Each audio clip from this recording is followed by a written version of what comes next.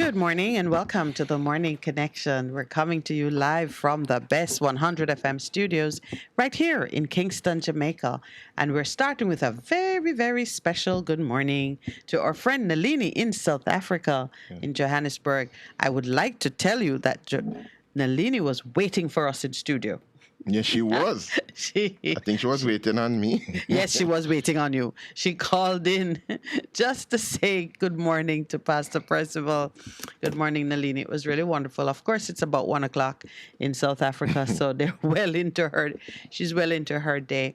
Good morning 1 o'clock to a.m. or 1 o'clock p.m.? PM. Okay. They're 7 hours ahead of us. Okay. 1 o'clock a.m. She really is a committed fan of the program. She was up at 1 o'clock in the morning. Oh, my. That's real commitment. Yes. Good morning to those who are joining us online. Some of you have already. Where is Delroy? What's happening in England? And to those who are joining us on air, you know we value your company in the morning and we look forward to being here, doing what we do, better music, better vibes. Morning engineer and producer in the studio. We've sent Eden on leave. You sent poor Eden. Oh, poor Eden. She's been coming in early just so she could open up her laptop and do some work. And do some work. Wow. So, yeah, I took that one off the table. We miss her. I know you'll miss her. The presence is always missed. That's what we need. We need to operate from the presence. We need to go back to Eden. Back to Eden. Well, back to Eden in our bed. Is a place. Good morning to you, Pastor Percy. How are you? I am good. It is the place of rest. It is the place of instruction. It is the place of power. Yes, place of disobedience too. Yes, and that is what happened to us. We were in Eden where Adam was getting his instructions, and whatever he said, God says, you do it. That's what it is. And we move from that. Can you imagine you took a decision to come out of the place of power. So you could go and say, oh, it's there. And then you come back and say, oh. Little joke. No, Let me back in. A joke me did that make God. Yes. It was a joke. I've gone out there and it's not nice. It's not a nice place to be, but thank God for the person of Jesus Christ who has brought us back. Back to Eden. Back to Eden. He was the second Adam, and indeed he restored us. Again, because of the decision we have made, because we have to recognize that outside of our Father, we are nothing. Jesus even said that outside of God, my Father, I can't do anything. Anything you see that I do, it is because of the relationship that I have with him. So this morning, I just encourage us to be in relationship. And for those of us who are Bible readers, I invite you again to read Matthew 6, all of it. But the important one, which we all know, seek ye first the kingdom of God and his righteousness, which is his way of getting it done. And he promises that he'll add everything unto you. Wonderful.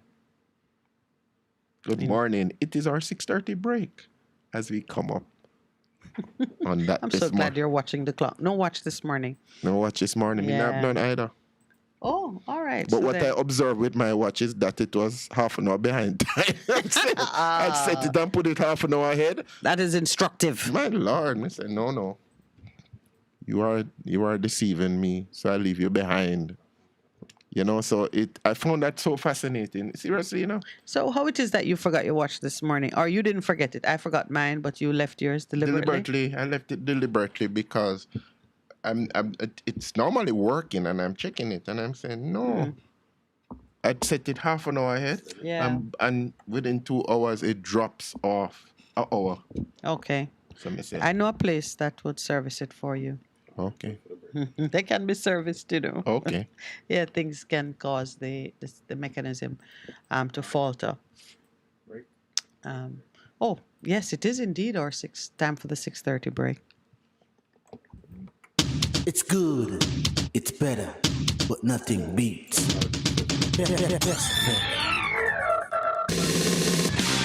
You're simply the best. Better than all the rest.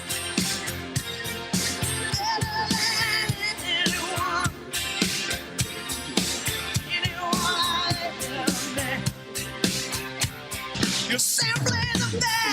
Best FM 100.5 on your dial. Keep listening. Warning, warning. When there is a hurricane warning, button down, tie down, everything. Lift appliances and furniture off the ground and secure your valuable items. If you want a boat, secure it on land and turn on your yard if you a fisherman.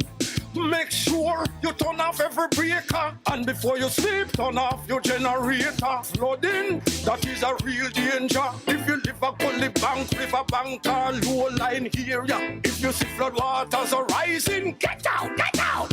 Heed the warning. If your land starts slipping and sliding, get out, get out.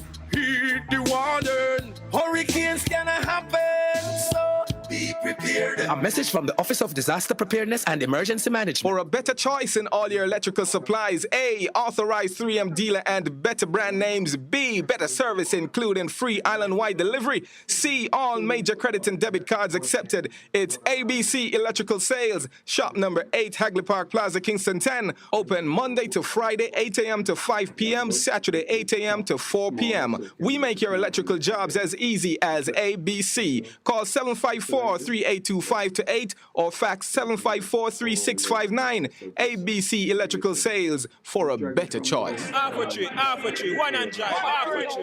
Bossy, away I do I take taxi star? Jano, I want to tell you, say, 2 months now, my transmission mash up, and I check everybody and can't hear nothing positive. Yeah, hear me? Yeah, waste all that time I shop around and never call the experts. Winters Auto have them.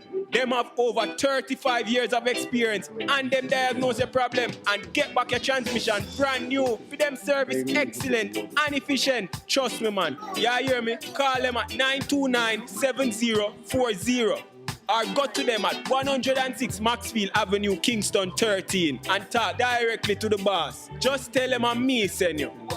You big star. Yeah, man, respect my boss. I try calling her, cause trust me. Waiters Auto Spares and Repairs, good afternoon. What a relief. Best 100 FM is the authentic voice of Jamaica, promoting your prosperity with better vibes and better music. Let us promote your goods and services for you. Advertise with us.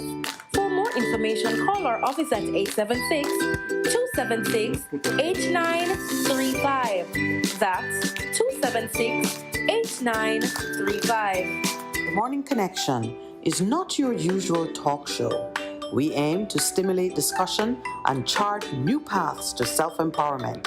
So please join us, Minette and Percy, on The Morning Connection, Mondays to Thursdays, 6 a.m. to 10 a.m. on Best 100 FM. It's good, it's better, but nothing beats. Best FM. Yes. Welcome back. I know she's not listening, but I gotta say it. I want to say happy birthday to a very beautiful young lady, Miss Nyla Neal. All I'm gonna do is extract the clip and send it to her mom, so she'll know. Nyla. Yeah. She sounds like Princess Nyla. Yes, she sounds Knew her like from she was itty bit. So how old is she now? Adolescent or a young adult? Oh, she's She's still a preteen. Pubescent. She's a tween. She's a tween. Yes. She's in between. Aye, that is the phrase. In between. In wishing Nyla a happy birthday, I'm really just saying a hello, a shout out to her parents, George and Natalie, my friends and fellow workers. Okay. And fellow sojourners in the struggle. Beautiful daughter Nyla is celebrating her birthday today.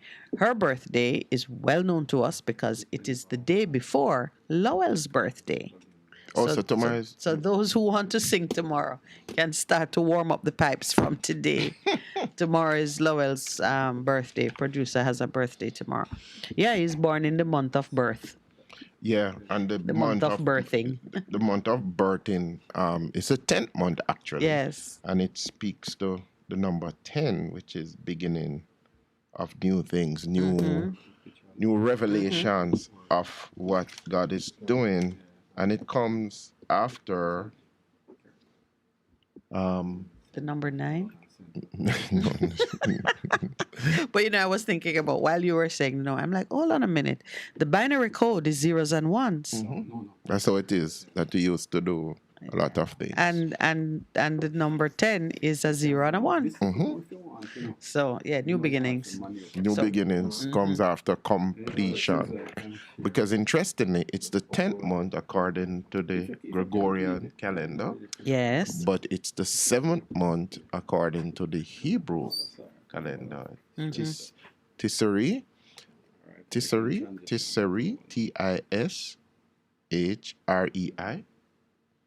That's what it. You're asking the wrong Hebrew.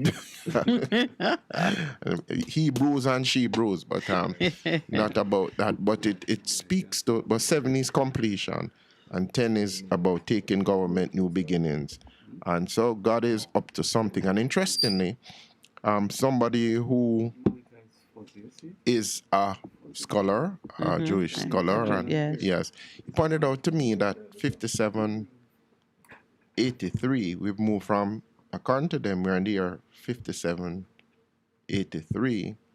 Each of those numbers, 5783, are important in terms of what God is doing. But he says, in this year, God is seeking to overtake you with the blessings. We sing the song, His goodness is running after me. And he says that's like that. And he says it is that God in this new year is seeking to bless his people, and it's the blessing is running after them.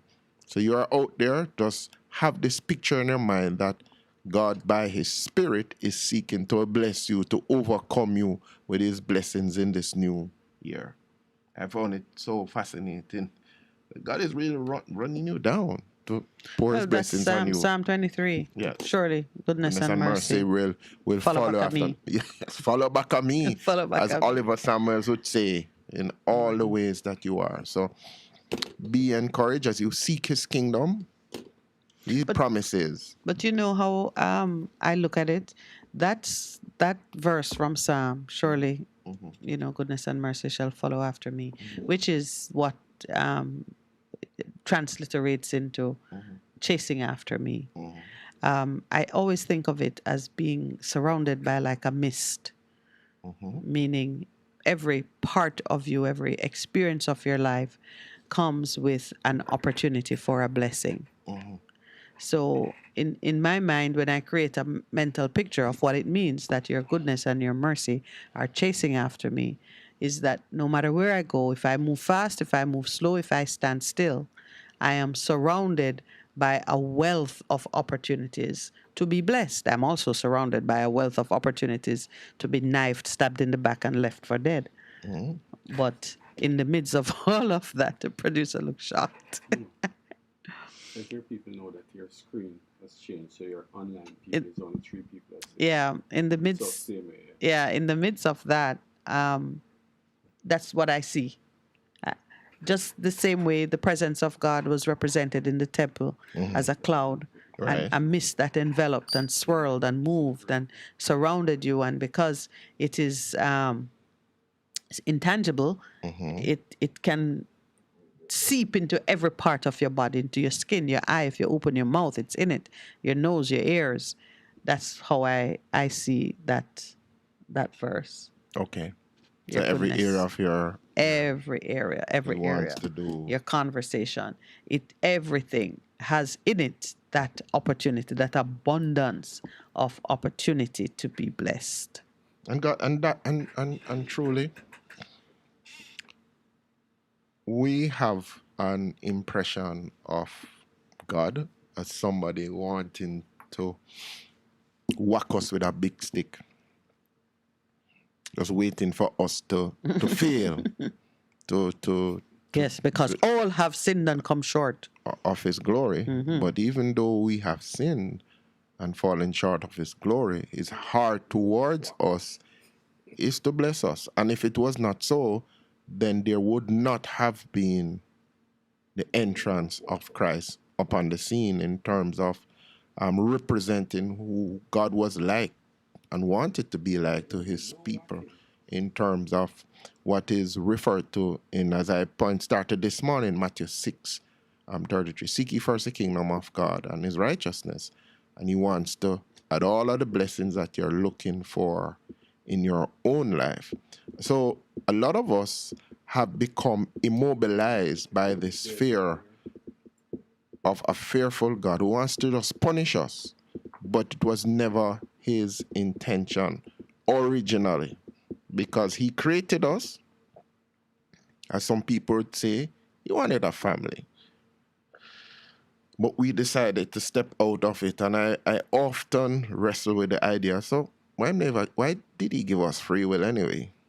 Because he wanted us of our own free will to be in relationship with him, to worship him.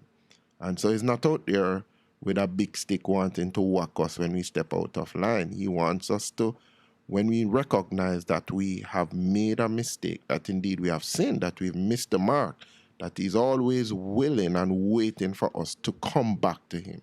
So that's why it says in John, if we confess our sins, he is faithful and just to forgive us of our sins and to cleanse us of all unrighteousness. And today is celebrated in terms of as Yom Kippur. Today is Yom Kippur? Yom Kippur. Yummy. Yeah.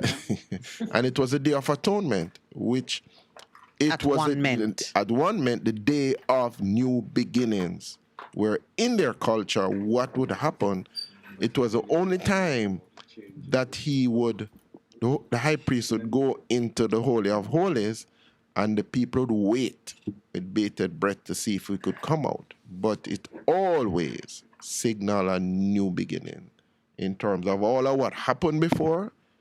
It's like he wiped the slate clean. And when you come out, you could go into this new year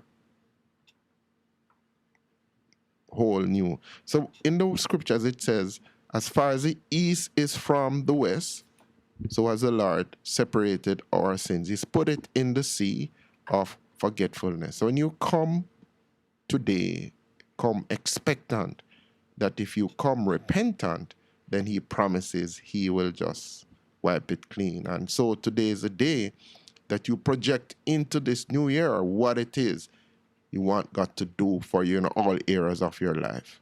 Because it is his good pleasure to give to you the kingdom.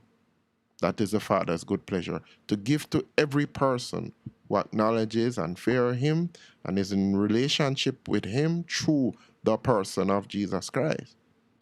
It's his good pleasure to give to you the kingdom. Can you believe that? Mm-hmm. So let's give Lowell some instructions for his birthday, which falls squarely in Yom Kippur. Yom Kippur, because it starts. Let me get the times right. It will begin in the evening of Tuesday, 4th of October, and ends in the evening of Wednesday, 5th of October. And Lowell, I will monitor to see that you observe. It involves, the day's observances consist of full fasting and ascetic behavior, accompanied by intensive prayer, as well as sin confessions. From this evening to tomorrow evening, Wednesday evening, you shall be. Should I just monitor him for you, Pastor? No, you're going to be doing it too, because remember, it's at the beginning of your year. So both of you are together in one accord. How did that happen? It's his birthday. No, but the two of you together, it's the beginning of a spiritual. It's Yom Kippur, the day of one meant with God. All right, so it applies to all of us then. So you're in it. I'm in it too. You're fasting. Big time. Yes, You'll be fasting. Big time. Yeah. All right, Lowell, you got it. From this evening to the evening of your birthday, we will be in full fasting, and we will wipe the slate clean. big. Lunch or dinner. Yes. She's complaining that she's not going to buy him lunch or dinner. But further, after tomorrow, dinner, you can get dinner. Evening. After tomorrow evening. A new slate. He can break the fast tomorrow evening for dinner. Yeah, so you have a new slate. New beginnings. Yeah. But we talk about even the Sabbath rest and what is so special about this occasion that God prepared for his people to move away from work and distractions of the flesh and focus on renewal and re-energizing the body and the spirit. For the spirit, you take your rest in Him. For the body, you simply pull away from the work that occupies you throughout the day, or however you make your living. I got up one morning with this. My head was filled with a recognition that failing to take advantage of Sabbath rest is a rejection of a very important principle element in the relationship with you and God. that between you and God. And in my mind, I was seeing like, wow, here it is. Your loving Father says, okay, I'm going to anoint a period of time for you to rest with a very special, soothing, caring. It's like spa day for the soul. And I'm putting it right here so that my beloved children, partners, co-workers can come into my spa and just relax. You refresh. And when we come, well, some of us nobody go at all. Some people don't show up. But those who show up come with their laptop, with noise, with all kind of things that take away from your ability to enjoy it. And I said, okay, so if I were someone who, I prepare, it's date night, and I've prepared the beautiful meal, the atmosphere is right, the music, and everything is there for a time of intimacy and relaxation. And in comes my partner with two friends, some loud noise. Him still need to finish something from work. He might have no time to focus to even have a good conversation. How would I feel? And then that happens all the time and all the time and all the time. So and if your love language is quality time, say he's communicating to you that he no love you. Right. Big time. Yeah. Yeah. But so now, just flip the script a bit and understand that this time of rest was created for us. And Christ himself, when he came, he said the Sabbath was created for man, not man for the Sabbath. In his great compassion and wisdom, God saw that after 400 years of slavery, these people didn't know what it was to rest. And the preparation of the Sabbath was not so that God could be made bigger or get anything out of it. There's nothing in it for him. He made it for us. And just like when you prepare a nutritious meal for your family or for your child, and you know that their health depends on eating properly, and you see them going to grab all kind of stupid snacks, exercising their free will to go and overindulge in something that is going to lead to bad teeth, bad skin, unhealthy bodies that won't rest or produce well, and you're looking on and saying, "But look, I've made all the right provisions." I made the provisions. And they are exercising their independent thought to go and choose stupidness. Your concern at this point, is not really because they have flouted your rule or rejected your provision.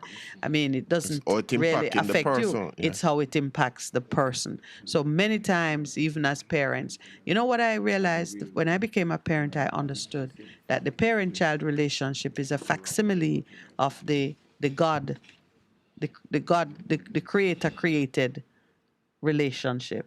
It is. Because I look at what I'm doing for my child, and because I have the advantage of age and greater knowledge and wisdom, I know that what is the best thing for him up to this point in time. And I try to, because it is a love relationship too, I'm not going to beat him into it. I want him to learn the value of it and to come into it of his own free will, so that one day he can do the same with his children or those for whom he has responsibility.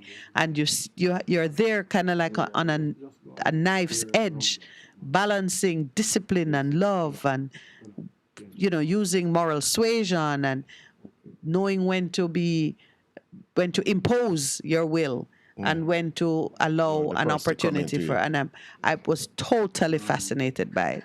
But can I introduce another concept? Yes. In terms that you speak about the relationship with father and child and so on, it is one of the challenges that a lot of people have in terms of understanding God as Father. Yes. Simply because most people have not had good fathers. Mm-hmm. So when you're explaining God the Father to a lot of people, it is a concept that is alien foreign. And so I've known where a lot of people have had to overcome that. You're saying God is loving and kind and thing. I going, me never see that in my father. And so it is something that people really have to overcome. I remember also a colleague of mine who has done mentorship in a lot of schools. He says, he'd go into a school and he'd speak to the children. I'd say to them, even as we focus on our children in our nation and what is happening to them with the recent death of another student taking the life of another. And he said, a simple thing as just saying to a child, I bless you, and it's something that is so foreign to people that when you go to do it, and he was doing it in schools, a lot of the children just broke down in tears. Because all of their lives, nobody had come to them, and especially and said, you are good, I bless you, my son. Just the Father's blessing on them and what it releases into their lives. I remember for me, it was so important, even as I worked through the relationship with myself and my father, who is now deceased. One of the things in terms of our reconciliation that I had to do was to sit with him. Admit, I can never forget it. I was overseas and was struggling with a lot of stuff. And then the Holy Spirit says, when you go back to Jamaica, go look for your father. Mm-hmm. 'Cause Find him. You find him. It's not that he was lost, but my parents were separated and then go look for him. Because there are things that you and him just need to sit down and just talk about. I need to forgive him and to release him. So I did that. And I remember the day I spent hours. It was like 4 or 5 hours, and I was just talking to him. And he was doing his thing as per usual, but I needed to Get it release out. it. Yes. And I did. And a good cry and thing. But the Who significant... cried? He did or you? Me? Oh. Yes, Percy is a crier. He did. He Eventually. cried a little too. Yeah, but it was me. But the release was there. Yeah. And so what was significant for me, that when my children were born, he knew them, but I took them to him and says, I want you to bless my children. And release. So it's so powerful. It was such a powerful thing in terms of the blessing of the Father. Let me ask you, did you find value in his blessing? Yes, ma'am. Why? Because the Father's blessing is an important one. It was important for me because a lot of times you go through and your Father has never affirmed who you are. And that's important in terms of releasing you and for it to just... So those... Is it because you had a living, identifiable father why it was important, or is it inherently important? I ask because those whose fathers die, those who have no fathers to speak of because father disappeared, never took responsibility, are they humbugged by the absence of this inherently important blessing? Why? I don't know, but I just can't speak from my experience. Yeah. I think there's something inherently powerful. It was value. It had value to you. And it has value for other people. Yeah. There's a young lady. That's no value for me. Okay. All right. I just throw that in there as you're marching along. Yes, that's all right. You know why? Because I came to understand that Father in its original and true source, and it refers to your Creator. And whatever you are blessed with or saddled with in your human existence, never mistake it for a replacement of that original relationship. And I then found the scripture that says, when your mother and your father forsake you, surely the Lord will take you up. But yeah. Because I think a lot of persons, I for a time was maybe not struggling. I was considering deeply what it means for those who will never get that blessing, who may be in line for it, but never get it. Are they traumatized in some way that is but okay. irreversible, or? I love that you brought in that. Yeah, so that's why I raise it. I believe because if it's inherently valuable, then it means those who have to do without it have suffered a loss. They've suffered a loss, but guess what happens? Yes. When they discover their Heavenly Father in an instant. Why? Because he was lost. Because he was lost to them, yes. He was lost to them because weren't in relationship. He's never lost. He's never lost, but he's lost to them. Listen, man, I'm just teasing you. Carry on. Yeah, so in itself, when you come to realization of your Heavenly Father and what that means to you, yes, it is so powerful. It releases you because here's the transition that happened. So I understood who my Heavenly Father was. But you knew who your Heavenly Father was long before you sat and cried at your earthly father's feet. No, because I was physically there. Yeah. Yeah, but in terms of just something happened. I was reading a paper recently, and it was interesting. It came out of the Iran, where they did a paper in terms of the impact of their father, whether he rejected or accepted them, and how it led to mental health issues. And I said, wow. Because a lot of time we've spoken about it, and we speak about the father wound that a lot of people work with. But when you come into relationship with your father, it helps you, it releases you, it affirms you. And as you often hear me say, you get to like baby kite. Yeah, so kind of weird from me, and I'm just sharing a little bit for context. I was greatly, greatly, greatly loved. In particular, well, not in particular, I was greatly loved by my father. I mean, love him, girl, picnic them, as you would say. Always felt that my mom had a favorite, and it wasn't me, or several favorites, and it wasn't me. It wasn't you. It wasn't me. And like most, young people, you go through a period when your self-esteem is under rapid, intense development. And you're figuring out who you are, what makes you strong. Are you even strong? How do you move from one place of vulnerability to a place of strength, and all the other things that we all go through, whether we can, classify it in that way or not. So when we come back from the break, I'm gonna just raise a few things that I think the knowledge of it might prove useful to somebody who is still at that place of struggling. Valuing self. A difference you can hear, a difference you can feel. Best FM, keep listening. What started out as an entry-level job as a library assistant transformed into a 24-plus year career in education, littered with highlights and accomplishments. Today, we explore the work and impact of Mr. Otis Brown, recipient of the 2022 Prime Minister Medal of Appreciation for Education. Mr. Brown credits his passion for education to his love for reading and writing as a child, a habit which has remained with him over the years. And then I found out that I had special skills and competencies in explaining and illuminating points.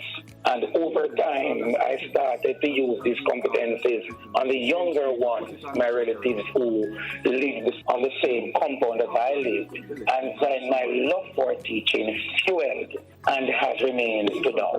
Mr. Brown started his journey in the education sector as a library assistant at his alma mater, Jose Marti Technical High School. Sometime afterwards, he got the opportunity to teach library science. And during that time, I had the opportunity to work along with the librarian to manage the library resources and assisting with preparing materials for delivering what was referred to as library science at the time in the high school. That was done at grade 7 to 9. And so I started at that point in the library. And then after that, I became a library science teacher. And it moved from becoming a library science teacher into teaching a number of other subjects.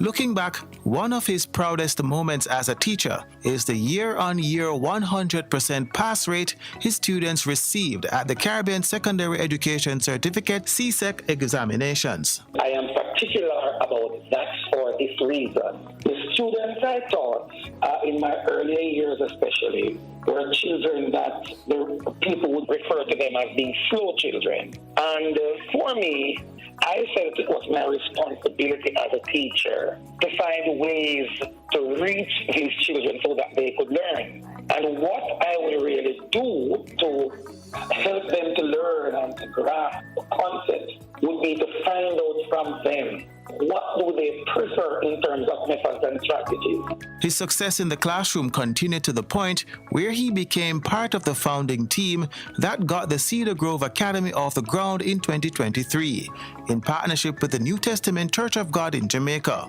He was the school's first principal.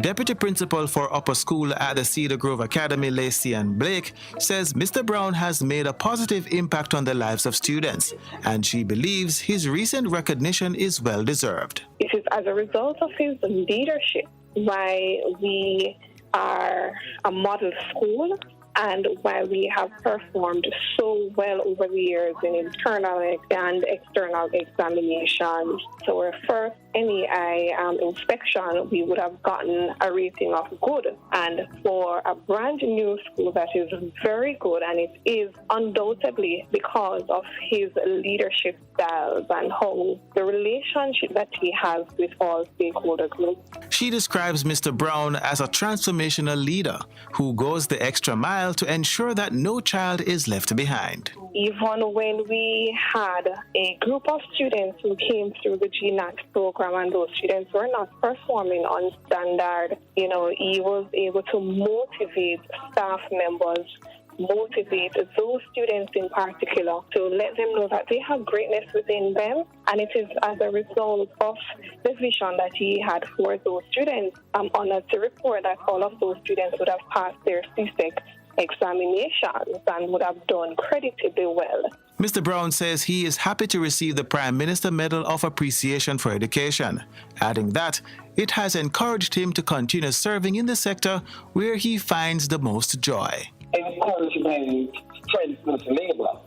And so to get this kind of appreciation in recognition of your work and your contribution, in my case, I felt ecstatically happy, and it's a good feeling to know that the government sees the need to recognize you for your contribution and dedication. Prime Minister Medal of Appreciation for Education Award recipient Otis Brown.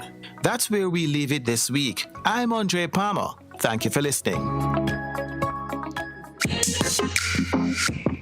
A production of the Jamaica Information Service, the voice of Jamaica. 1, 2, 3, let's go! Warning, warning! When there is a hurricane warning, button down, tie down, everything. Lift appliances and furniture off the ground and secure your valuable items. If you wanna boat, secure it on land and turn on your yard. If you a fisherman, make sure you turn off every breaker, and before you sleep, turn off your generator. Flooding, that is a real danger. If you live a gully bank, river bank, or low line area, if you see flood waters are rising, get out, get out. Heed the warning. If your land starts slipping and a sliding, get out, get out. Heed the warning. Hurricanes gonna happen, so be prepared. A message from the Office of Disaster Preparedness and Emergency Management. For a better choice in all your electrical supplies, A, authorized 3M dealer and better brand names. B, better service including free island-wide delivery. C, all major credit and debit cards accepted. It's ABC Electrical Sales. Shop number 8, Hagley Park Plaza, Kingston 10. Open Monday to Friday, 8 a.m. to 5 p.m., Saturday, 8 a.m. to 4 p.m. We make your electrical jobs as easy as ABC. Call 754-382-528 or fax 754-3659. ABC Electrical Sales, for a better choice. Half a tree, 100, half a tree. Bossy, away I do I take taxi star? Jano, I want to tell you, say, 2 months now, my transmission mash up, and me check everybody and can't hear nothing positive. Yeah, hear me? Yeah, waste all that time I shop around and never call the experts. Winters Auto have them. Them have over 35 years of experience and them diagnose your problem and get back your transmission brand new. For them service excellent and efficient. Trust me, man. Yeah, hear me? Call them at 929-7040 or go to them at 106 Maxfield Avenue, Kingston 13 and talk directly to the boss. Just tell them I'm me, send you. Wow, you big star. Yeah, man, respect my boss. Yeah, try calling, cause trust me. Winters Auto Spares and Repairs, good afternoon. Ah, what a relief. Looking to clean your vehicle super clean? 123 Clean Car Wash, located at 2 1/4 Osborne Road, Kingston 10. Entrance on Grove Road, below Tropical Battery. They wash and vacuum, undercarriage wash, engine wash, polish and compound, shampoo and detailing. Call them at 876-631-3400. 123 Clean Car Wash, the best in the business for a cleaner wash. 1, 2, 3, believe me, it's so easy. 1, 2, 3. What should a taxi service do for you? On-Time Taxi Service is more than just a ride to the other side of town. The best taxi service. They offer clean and spacious vehicles, reliable service, and promise to always look out for their customers. They'll come when you call and take you where you want to go on time. Need a cab from anywhere at all. You can call us at 926-3866. We are something special on the road. Best 100 FM is the authentic voice of Jamaica, promoting your prosperity with better vibes and better music. Let us promote your goods and services for you. Advertise with us. For more information, call our office at 876-276-8935. That's 276-8935. The Morning Connection is not your usual talk show. We aim to stimulate discussion and chart new paths to self-empowerment. So please join us, Minette and Percy, on The Morning Connection, Mondays to Thursdays, 6 a.m. to 10 a.m. on Best 100 FM. It's good, it's better, but nothing beats.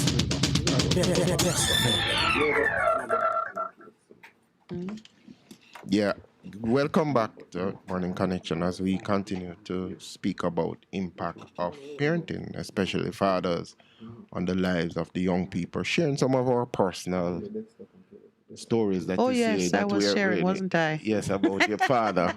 As you said previously that your father, he treated his sons differently from how he treated his girl picnic them as thing, and you were saying you were loved by your father. No, the girls were daughters and the boys were boy picnic them.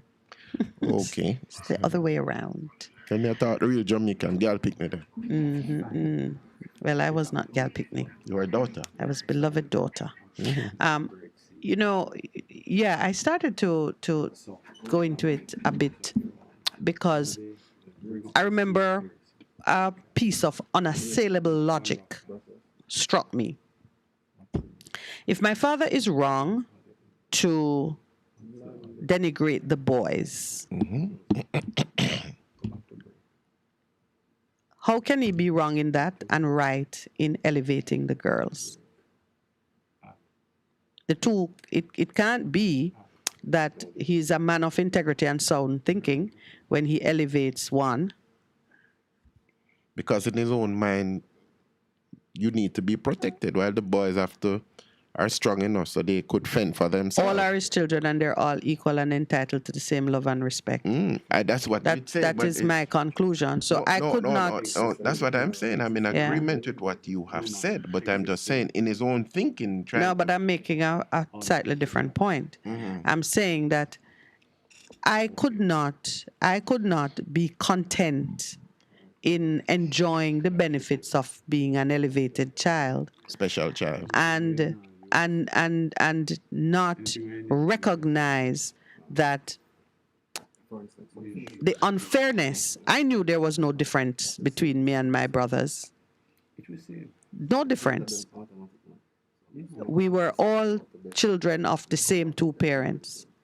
So, and they were doing nothing different from what we were doing. Everybody was playing and eating and making mistakes and hiding and being naughty when nobody's watching. And we were all doing the same things.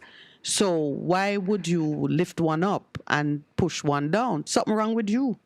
So when I came to the conclusion that it's something wrong with you who's thinking like that, I then had to decide, all right, so does that mean that he's wrong about me? This is logic. This is the heart of critical thinking. I have to say, well, is he wrong about me? Since he's wrong about them, could he also be wrong about me? Do you see where I'm going? So I had to put that aside and say, okay, he didn't create me, he didn't create them. He was just blessed and fortunate to marry a woman who gave him all of us. From whence comes that goodness then? So I know that, well, I told you by the time I was 10, I'd had enough of a spiritual encounter to know that children are given to the parents. They come from somewhere. And ultimately, it is that somewhere that is accountable for them and to whom they are accountable. So I could then look at my parents as just being older versions of me, meaning they too came as I did. They too were placed in a place where they got a mixed bag of goods, and they are as much the product of where they landed as much as the product of how they sought to create a better identity for themselves. So from a very early age, I was saying, okay, I want to be this as opposed to that. So I know, for example, that I'm someone who likes order and I don't like noise and chaos. And I decided to curate my environment and my experience to give me those things. So when I never really looked to my parents for that. Let me put it that way. I never.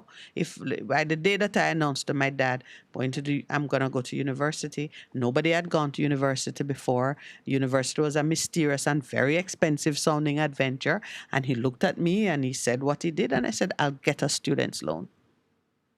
He wasn't confident that he could stand with me for that experience. And at barely 18, that summer I was 18.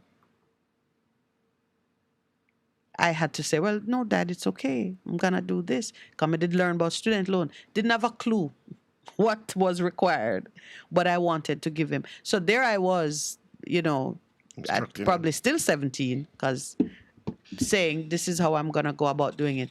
The point I'm making is that, yeah, it is a kind of, there's something Lowell taught me from the world of finance. There's Lowell. There's a need to have and a nice to have. Nice to have. There's a nice to have. And a need to have. And a need to have. A blessing from your parent is a nice to have. For me. Okay. I understand that for some, it's more than that because, everybody have their own. But it's a nice to have. But if you don't get it, and to every child out there or young person out there who never got it and can no longer get it because parent is in the grave, Don't try to dream, said my mother dream me or my father dream me. Some of the times that happens. Don't negate that. Don't, but no. I'm not saying it don't happen. Yeah, but you're I'm just saying don't focus on it. Don't focus on it. Right, Don't be longing for it. Don't say, it's something, certain things won't happen until this. No. Right. And I was never saying Those that. are- And I was know, my and love. I was never saying that. I'm just saying in terms of the experience on the ground with a lot of people. But you know what God does for other people? He puts other people in their lives to help them, to affirm them, to say, have you had a mentor? So you're right. When you understand that Father means source, another source comes can take can do it. the And spot, So a right? lot of people. So even as I don't know. How And we you get have that. so many spiritual children, so we know too that even as you mature, you become source to others Yeah. of spiritual encouragement, and Right. and in so doing, you can end up with many fathers. Yeah. But the interesting thing happened. Yeah. There's this young lady, and she said to me, Christian and so on, she says, one time you introduced me and you referred to me as your daughter. Yes. You don't know what you've done for me.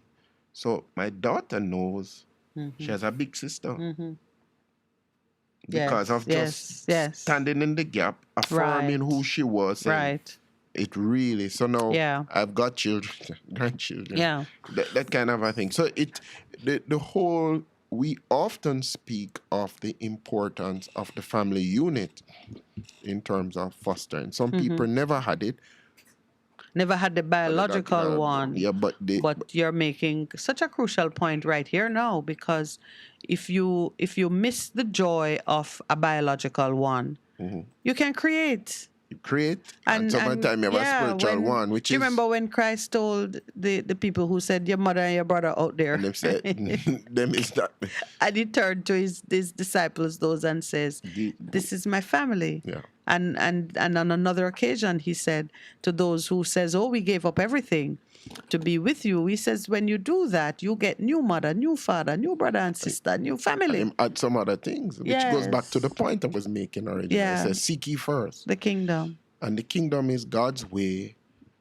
His system of doing stuff. And he will add everything else unto you as you need. And that's a very important principle, even as we continue to speak into our nation, to say, seek God's way of doing stuff, of living good with each other, of being in right standing with him, in living in righteousness, in being a person of justice, a person of mercy, a person of truth. And God says he will add everything.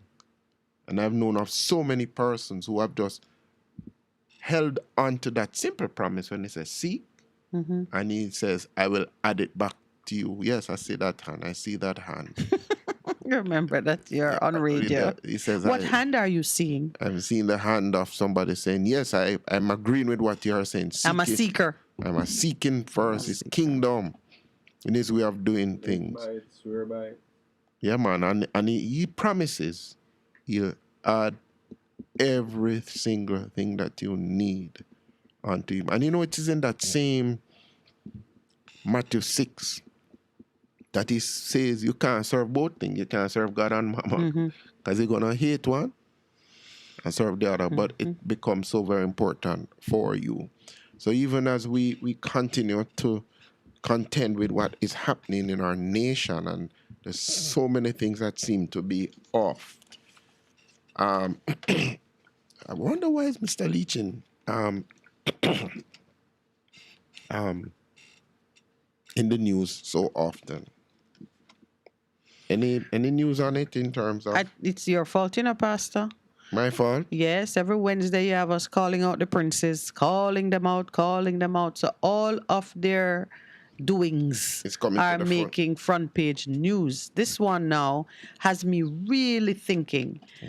So yeah, you've touched on it. There is a report that the Michael Leachin owned Trident Estate in Port Antonio has submitted a road realignment proposal to extend the footprint of its land holding to envelop more picturesque seafront in Portland. So many of you are saying, like, you can submit a road realignment proposal. Did you know that a private citizen could send us a proposal to the government to say, please don't put the road this way, I'd like it to go that way. Now that you know it can be done, the producer is going to, yes, Long Lane Pass way too close to my house. I think they could move it. But they say it's a similar thing they have done with the South Coast. And yeah, but there are some. The first thing is to know that if you own enough land, you can do that. Okay. Because the realignment that he has proposed is for it to go at another place on his estate. That is how it reads. I don't know if it's true. Okay. That's how it reads. It suggests that the road could go further in and leave more of the seafront. The coastal land. But all right, so that's one thing. Yes, as private citizen can say to the government, don't put it there, put it somewhere else. What was capturing my imagination, however, is that we born and come see that some parts of Jamaica you can't put your foot there. There are some estates that have been in ownership by, leftover colonial families, and some people only hear about it. Some people, and most of us, have never seen it. Not unusual, because that's the nature of private land holding. Right. The person who owns it can lock out the world. The part that concerns me is private ownership of beachfront land. Yeah, because that's a major thing. So you're saying that you don't want the road to, what is it? To be too close. If you look at it, there's a picture. So the road right now runs. You know how the road runs on the coast. Right. Right. So he's proposing that, you see that dotted line? He's proposing that it move from here. He's proposing that it moves deeper in. So you have all of this that you could develop going right down to the coastline. So it's just moving it farther back from the road. There are some positives to it. You know that beach erosion keeps claiming the land that is closer to it. So naturally, if the road is further inland, you would minimize that risk. True. Yeah, so that is a positive. And the government has come out earlier clock to say that it would have net impact, zero impact on their budget. In other words, it would be good if they say it would be a saving. But they've said it should have less impact on the budgeted cost of doing the roadway because, what has been proposed. They don't have to buy any additional land. They don't have to do no new expenditure would arise. But they did mention that they would have to build less expensive retaining walls. Okay. But presumably here too, they might be cutting through some areas that, whatever it is, the NAA has spoken earlier clock to say it has zero impact on the cost. What is troubling, so two things troubled me. The first is it means many of us will no longer be able to enjoy any of that part of the coastline. We're driving by the coastline. Yes, unless he puts something there that is accessible to the public, like he does some fantastic resort that you could get a day pass and you could go in and look over on the cliff or whatever. Because I think Blue Lagoon is very close to that area. So I'm not sure how they would handle access to Blue Lagoon, which is a national heritage resource. So there's that, managing the rights of access of the Jamaican people to a beautiful part of our environment. The second that bothered me now is procedural. And this is happening so often, we're seeing it. What do you think the mayor had to say? Port Antonio Mayor Paul Thompson said he was not officially aware of the proposal. Because? So he was unofficially aware? Well, I heard it on the road. No. People talking. Yeah, but you see that, and I see it anything somewhere like else. that the CEO would have mentioned it to me, he said in a Gleaner interview last Friday. The Portland Municipal Corporation Chief Executive Officer Jennifer Brown Cunningham told the Gleaner that it is NAA that is leading the project and that her office was aware of the project discussions. We come back to that point. The local government authority in these high-value communities are often bypassed. Are oftentimes overreached. It's bypass. Bypass, ignored, disrespected. That's what it's about. Not realigned. We need a realignment for that. No, but there's another thing I saw. Remember in Hanover, people were saying NAA should step away from these things. And we looked at it. But there was, I think there's another thing where somebody said, no, they might talk about who should know. And I'm saying, So, what is the purpose of having... Why do you have these people in positions when you are working around them? Yeah.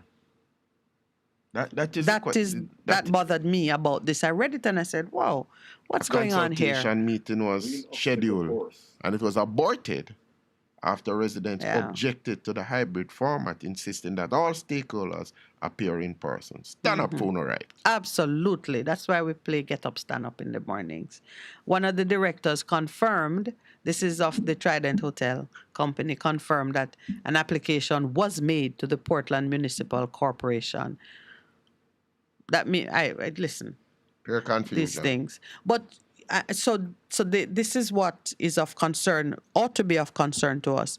I always say when things are happening, the process is as much on trial as the individuals. And you've made that point very... And the process must be transparent, it must be fair, it must be robust to withstand whatever it is that we are doing. And that is a principle that we are speaking about. If you and me as a homeowner want to submit a realignment proposal to the government, we must be able to do it and it get the same treatment like anything else, because we are equal in the sight of God. But you don't seem like we're equal in the law. No. And that's what we have to be. We cannot stop fighting for that. But then I told you that the thing, I'm going to repeat it here. What gives me comfort when I read these things and I am aware of these grandiose plans and so on and so forth, I said, Lord, I thank you that they will, all of them die, and grass and weeds will grow over their monuments as it does for everything else. Everybody. You might be thinking now that you are going to change the face of the country, and when you gone, no one will forget your name. I am here to tell you, many have said it before you. See, Queen Elizabeth dead and gone. Even no matter how long she was living, she too had eternity in her heart. She knew that one day she would go. Said, eternity is in the heart. In the heart. And believe me, where you go at that time, the people who are up here walking on the top of the soil don't have to pay your thoughts, your dreams, your ambitions one lick of attention. But if you have been a good representative, you will somebody will remember you kindly. Yeah. But you know, I give myself that. I said there are many things that people built and said, well, I build this one forever, and a hurricane might come and sweep it away, and if nobody cares to rebuild it, it's gone. That's it. So when you're building your monuments and you think that you can lock off a piece of the country and no other poor people's foot will walk on that stretch of soil, please understand that poor people's foot going beat up and down by your grave if you get one. It's like the pyramids, the concept there. Yes. Oh, jeez. Yes. It's well like said, sir. It's like the pyramids. Yep. All happening is poor people walk up and down all over it. Yeah, pyramids. Yeah. No. Well, it's a concept in man's heart, you know. They don't recognize that God is God, and they are not. And we just always have to be... I take comfort in it, you know. I take comfort in the mortality of man. Right. That one day, no matter how rich and powerful you are, you will be reduced to somebody who has to be turned over. Maybe if you get diapers, you will have those. Some people try to die before that happens. And people say, move me out Just here. understand that it is only the death of the saints that please God. Yep. He delights in the death of his saints. The rest of us, the rest of... And he invites everybody to be a saint. He does. The invitation is there. It's 7:30, so I'm going to leave on that note. There is an invitation for everybody to be a saint. Yeah. So you don't have to feel that you're going to be left out, No, man. or that Miss Minette is so cruel, talking about how everybody will die and grass grow over their grave. And there's some very, very, very high placed people who goats even walk on their grave and poop on it. A difference you can hear, a difference you can feel. Best FM, keep listening. Warning, warning, when there is a hurricane warning, button down, tie down, everything. Lift appliances and furniture off the ground and secure your valuable items. If you wanna boat, secure it on land and turn on your yard if you a fisherman. Make sure you turn off every breaker, and before you sleep, turn off your generator. Flooding, that is a real danger. If you live a gully bank, river bank, or low line area, if you see flood waters are rising, get out, get out. Heed the warning. If your land starts slipping and sliding, get out, get out.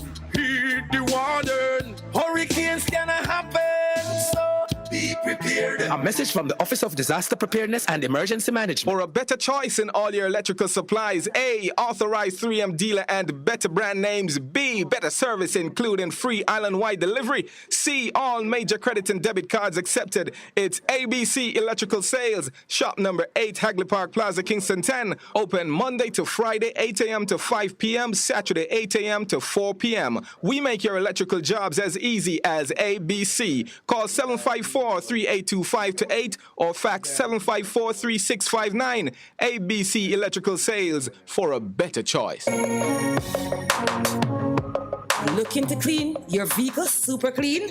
123 Clean Car Wash, located at 2 1/4 Osborne Road, Kingston 10. Entrance on Grove Road, below Tropical Battery. They wash and vacuum, undercarriage wash, engine wash, polish and compound, shampoo and detailing. Call them at 876-631-3400. 123 Clean Car Wash, the best in the business for a cleaner wash. 1, 2, 3, believe me, it's so easy. 1, 2, 3. Half a tree, 100, half a tree. Bossy, away, I do I take taxi star? Jano, I want to tell you, say, at 2 months now, my transmission mash up, and I check everybody and can't hear nothing positive. Yeah, hear me? Yeah, waste all that time I shop around and never call the experts. Winters Auto have them. Them have over 35 years of experience and them diagnose the problem and get back your transmission brand new. For them service excellent and efficient. Trust me, man. Yeah, hear me? Call them at 929-7040 or go to them at 106 Maxfield Avenue, Kingston 13 and talk directly to the boss. Just tell them I'm me, send you. Wow, you big star. Yeah, man, respect my boss. Yeah, try calling her, cause trust me. Waiters, Auto Spares and Repairs, good afternoon. What a relief. Best 100 FM is the authentic voice of Jamaica, promoting your prosperity with better vibes and better music. Let us promote your goods and services for you. Advertise with us. For more information, call our office at 876-276-8935. That's 276-8935. The Morning Connection is not your usual talk show. We aim to stimulate discussion and chart new paths to self-empowerment.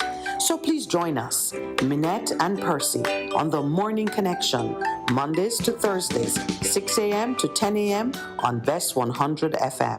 It's good, it's better, but nothing beats. Best Listen, man, this is not free-flowing Thursdays, Pastor. You hear that? No, it wasn't free-flowing Thursdays, people. We I was just commenting in the break as what has happened in terms of the election in Brazil. They're gonna have a second runoff because it was not conclusive. Nobody got 50% of the votes. It's the two people now Bolsonaro, and So couldn't they do a coalition government? no, it's president them running. President. You can't Just have a coalition president. No, not You do it today, I do it tomorrow. We just keep drawing straws. No, but then what is happening in Iran? Yes. With what has sparked it is that they have taught police. So the ladies in public, you have to wear say the word for me? Hijab. The hijab. And she died because she took off hers, and the ladies have just come out. And say kill all away.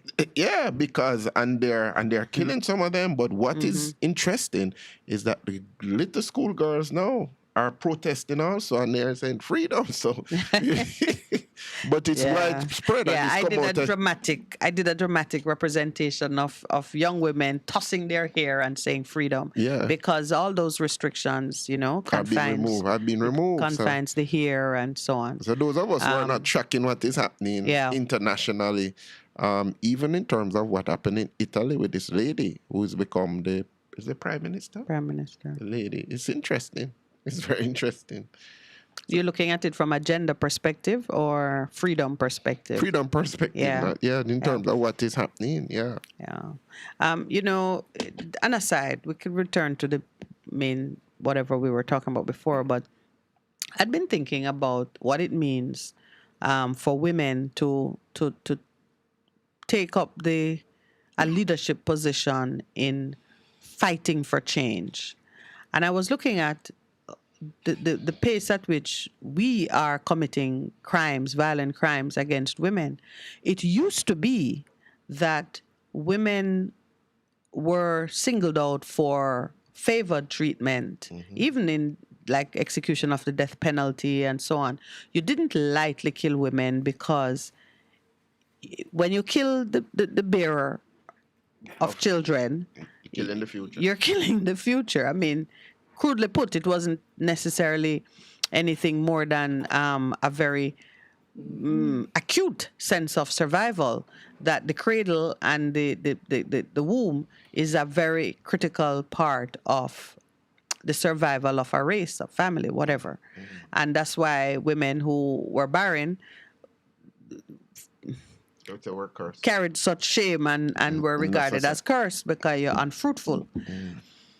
But now, because we occupy that special place, I mean, we know we don't carry children by ourselves, but the truth is, if a reassignment of roles were being given, I don't think many men would say, all right, I'll carry, I'll do the carry. But isn't it happening in some places now Where where the men are carrying children?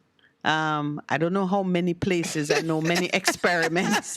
But would you volunteer? I mean, no, my dear. I don't think it's something that many would volunteer to do. No, my dear. Just the time that it takes and the inconvenience of it. Even though many men carry a big stomach, I think I don't know that it's something. To be honest with you, when I understood fully, it's not a task that I would go and volunteer and say, me, let me be the one to carry.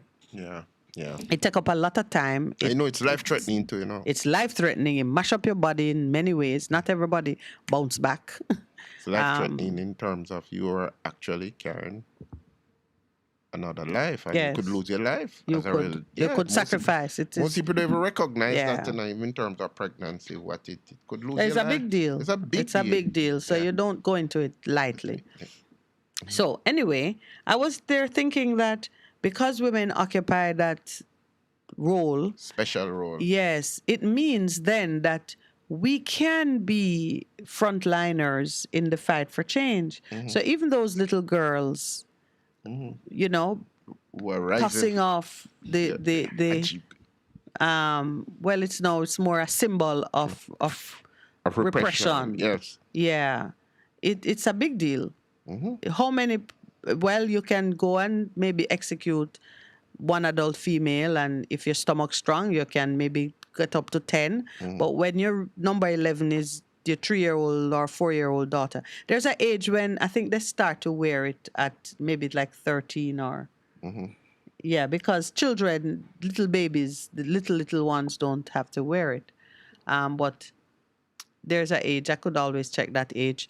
But when it is your daughter, a little girl, a little that could be your granddaughter, or are you as disciplined and ready to execute I don't think so. to find new ways? But you know, I saw it. I saw it in place. I went to a place on the weekend, and I saw the lady, and I said, "What is that?" And she said, "See, a jeep." And her daughter was there, and she was the one who echoed and told me what it was. So her mommy had it on. The daughter had it on. The son and the father never. But they wouldn't wear it anyway. So yeah, it's cute though. You know, it's. I like it. Like it. You like the hijab? I like it. It looks nice. It looks nice on the men too. It does. Okay. So you could try it. Thank you. It's like wearing a hoodie. That's what you. That's true. Yes, So that is a close enough. I know this issue which Gordon Robinson has written about caught your attention. Today, Gordon Robinson is commenting on something written by Peter Espret, who is known to be a fundamentalist, conservative Bible believer, it seems like. It's Catholic. So very conservative. And on the matter of whether what you do in the privacy of your bedroom is a get out of jail free card that you can waive in respect of anything, including scamming, is what Peter was writing about last Sunday, I think. He wrote something to say that since people are so drawn to the notion that what you do in the privacy of your bedroom is a complete defense, and therefore things like homosexual activities can be left right there, then one should be free to say that if you are conducting your scamming activities from the privacy of your bedroom, then that should be a defense that would get a charge of fraud by way of telephonic conversations thrown out of court. It's nonsense, of course, but Gordon Robinson took it very seriously and has written about it. And it led to Percival and myself looking at a comment that Gordon himself made in his piece, that the Old Testament was written by sexually repressed, bitter old men. And we commented, well, you know Gordon, I don't know Gordon. I find his writing some of the time so funny. And ball and chain and all of those things. Yeah, that's true, you know. Ball and chain. When you talk about the old ball and chain in reference to his wife, that does sound like an Old Testament writing. Yeah, the old ball and chain is his wife. Oh, I didn't know. Well, you are telling me that it's your brethren. So. And old GB is him. I'll tell you off air what GB is. But the first word is grey. So old GB is him. Okay. And the ball and chain BC is refers to the wife. Okay, interesting. But you know, there are some things that we talk about a lot without sometimes maybe even, you know, just laying it out so people have a right understanding of it. You and I have touched on this subject a few times. There is still a debate going on about buggery being decriminalized. Even the word is awful. So that has been an offense from the Middle Ages. Society expressing its rejection of any sexual relationship or congress between men. It started first being a great upset with men taking young boys into that kind of and so most persons would be familiar with, you know, the androgynous looking boys that were dressed up like girls and made to and the older men, mostly older men, would have them almost like toys, and that was considered to be quite disgusting and reprehensible. That has, and you know, Buggery has been on the books or law books as an offense for the longest time. We mostly focus, however, on buggery conducted in the context of a sexual offense against a person. So you'll hear in the particulars of a crime that the woman was sodomized or the man was sodomized, but other crimes were being committed to the individual. It's not someone walking in to say, I'm reporting that I was sodomized, outside of it being rape. Okay. Right. So sodomize, rape. Is the polite forensic word for, well, it's not forensic. Anal penetration would be forensic. Sodomy from the Sodom and Gomorrah. Okay, so when somebody's sodomized. Yeah. Okay. They've been buggered. Okay. All right. But you typically hear it. Yes, Lowell reminding me that. When you call somebody, you little bugger. That's really what you're talking about. Yeah, it worked its way into, one of the interesting. One of the less offensive sounding curse words. Okay. Or bugger off.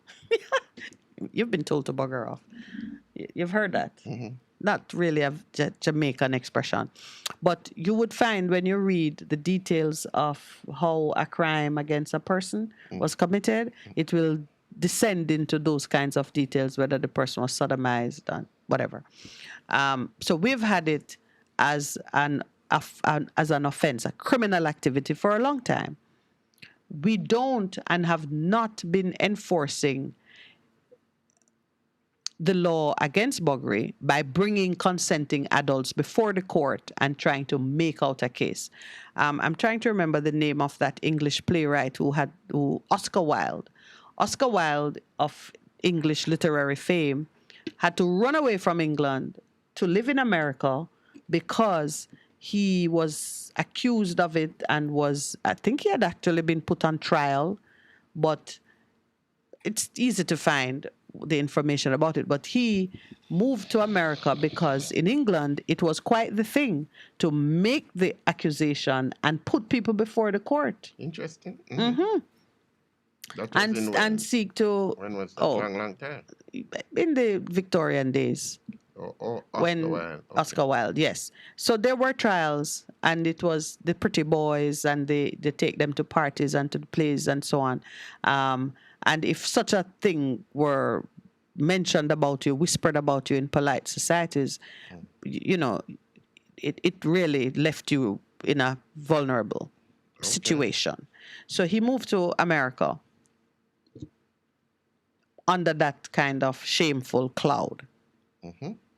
But in Jamaica, I do not know of any case going before the court, two consenting men, the people, prosecution, bringing evidence to say that we have reason to believe that buggery is afoot.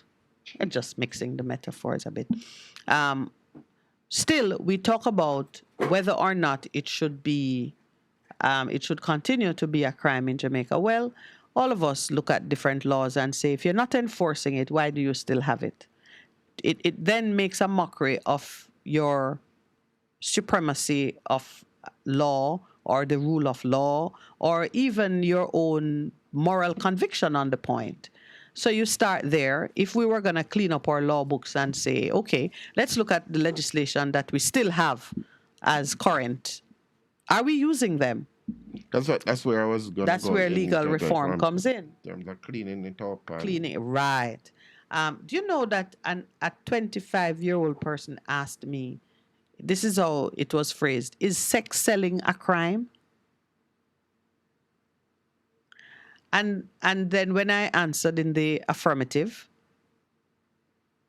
two persons, because there was an older woman standing there too, two persons, they said, but what's going on back road? People even build buildings. Everybody knows what's going on there. So I was talking about prostitution. It's a crime on our books, right? Yes. Okay. It's become a major industry. In fact, understand now that it's now wrapped up with human trafficking. Yeah, that is the other thing, the spin-off. Yes. a major thing in terms. Because when you run out of willing people in your own locality, you start bring people in, From and you overseas. start to seduce young girls from the country, bring them to the city, and so one of the reasons persons become confused is because you have these laws You know, enforcing. which you never enforce, and things are being done in plain sight.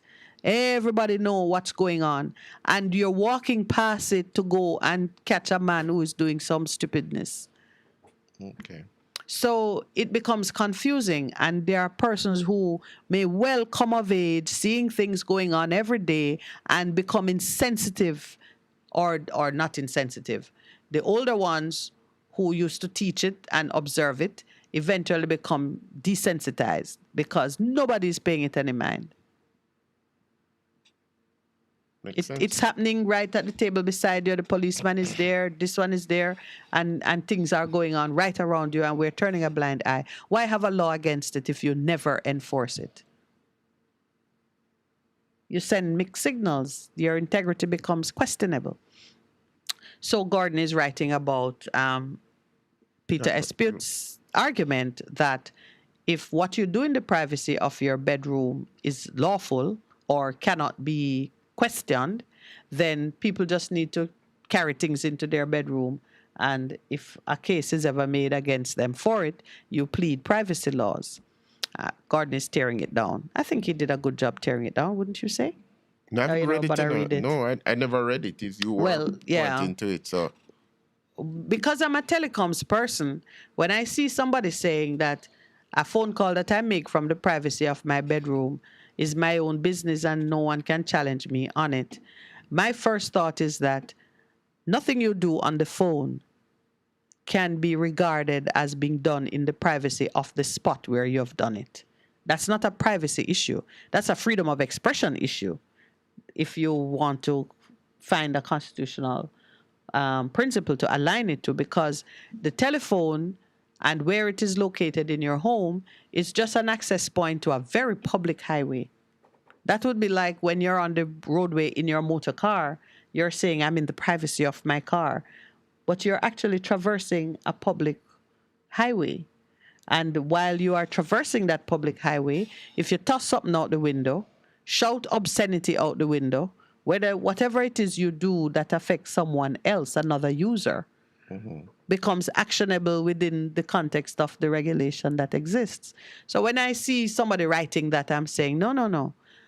Because you do it secretly on the phone, whispering it even, in order for it to get to the other person's ears, it travels across a very publicly owned and regulated transmission facility. Right. Yeah. That I understand in terms of what you're saying in terms of the telecom. But for me personally, in terms of Gordon and his writing, I find it very humorous most of the times. And there are people on a different divide who will argue for and against.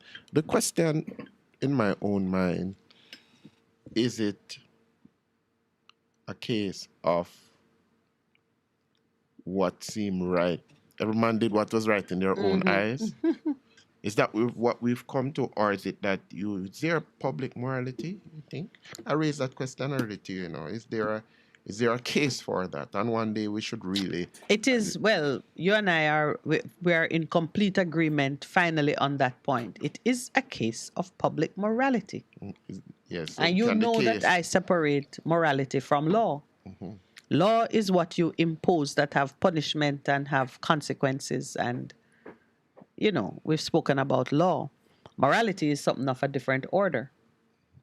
Can morality help to write your laws? Yes. Okay. All laws, all good laws have a moral foundation. Okay. Some laws are neutral, neither good nor bad. But good laws that are meant to bring righteousness and order and fair treatment into existence, they come from a moral foundation. So for me, the morality comes first. Okay. That's the bedrock of the laws that you produce. Yeah, and when you speak, I listen to what you're saying. because I must say, learned a lot of things when you spoke about public policy and how public policy is what feeds into the laws. Yes.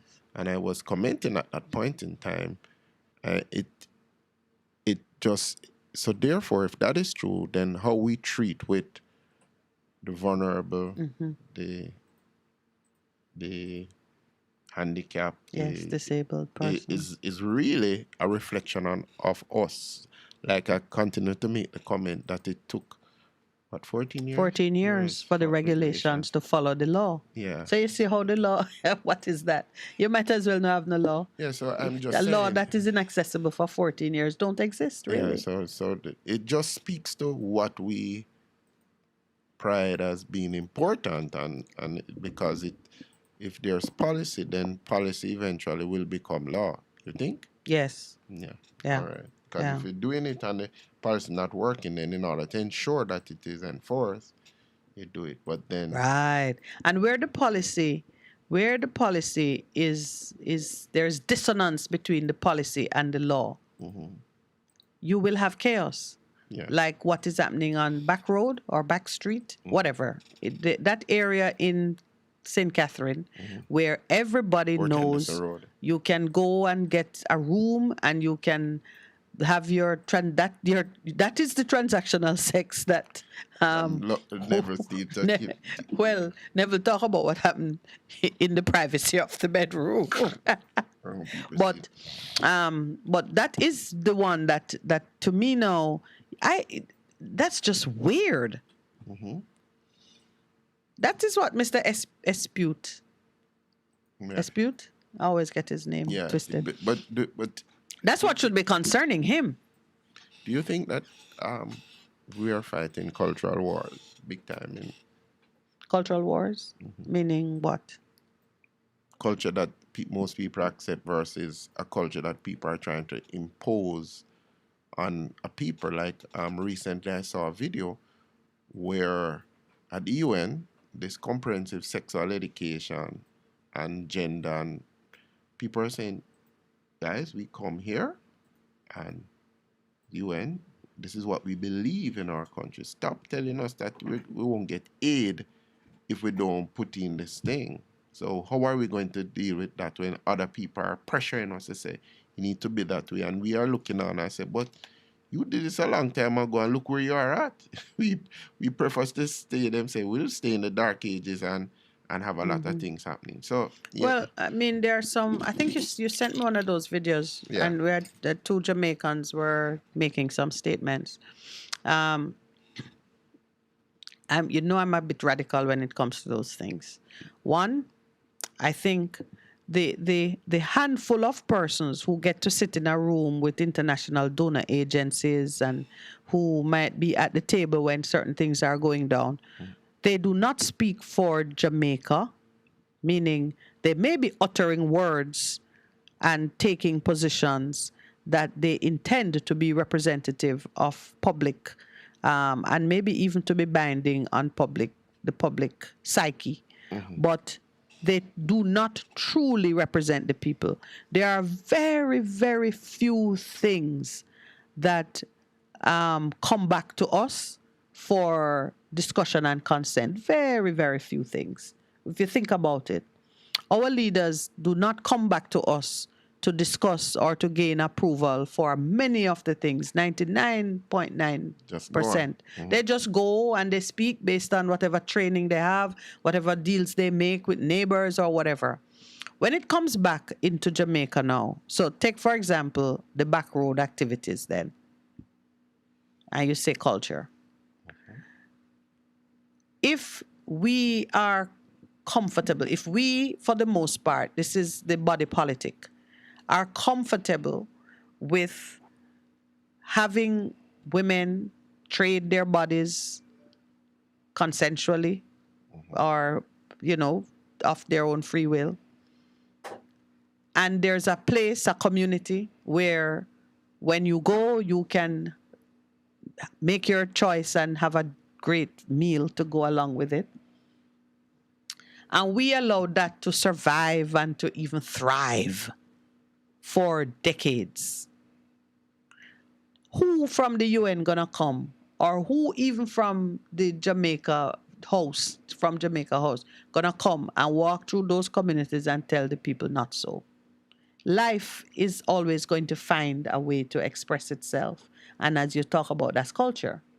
It just will not happen. You can make 1,000 laws against it. Nobody's going to complain about it. Nobody's going to report it. The only time something might come to the court is if you remember that man who said the lady wanted too much money or something.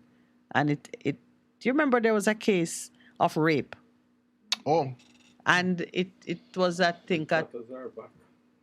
think it was a Chinese man and a Jamaica, and he complained that. Yes. And he said the lady only says rape because when they were finished, she wanted more money than he was prepared to give, and some tussle ensued. That's how you'll hear about it. Those things, yeah. Yes. Unfortunate, but and the question of aid and our donor agencies going to pressure us into taking different positions. Never. Break. Take our break. What do you mean never break? Never. It will never work. Because it's like when Obama went here. A difference you can feel.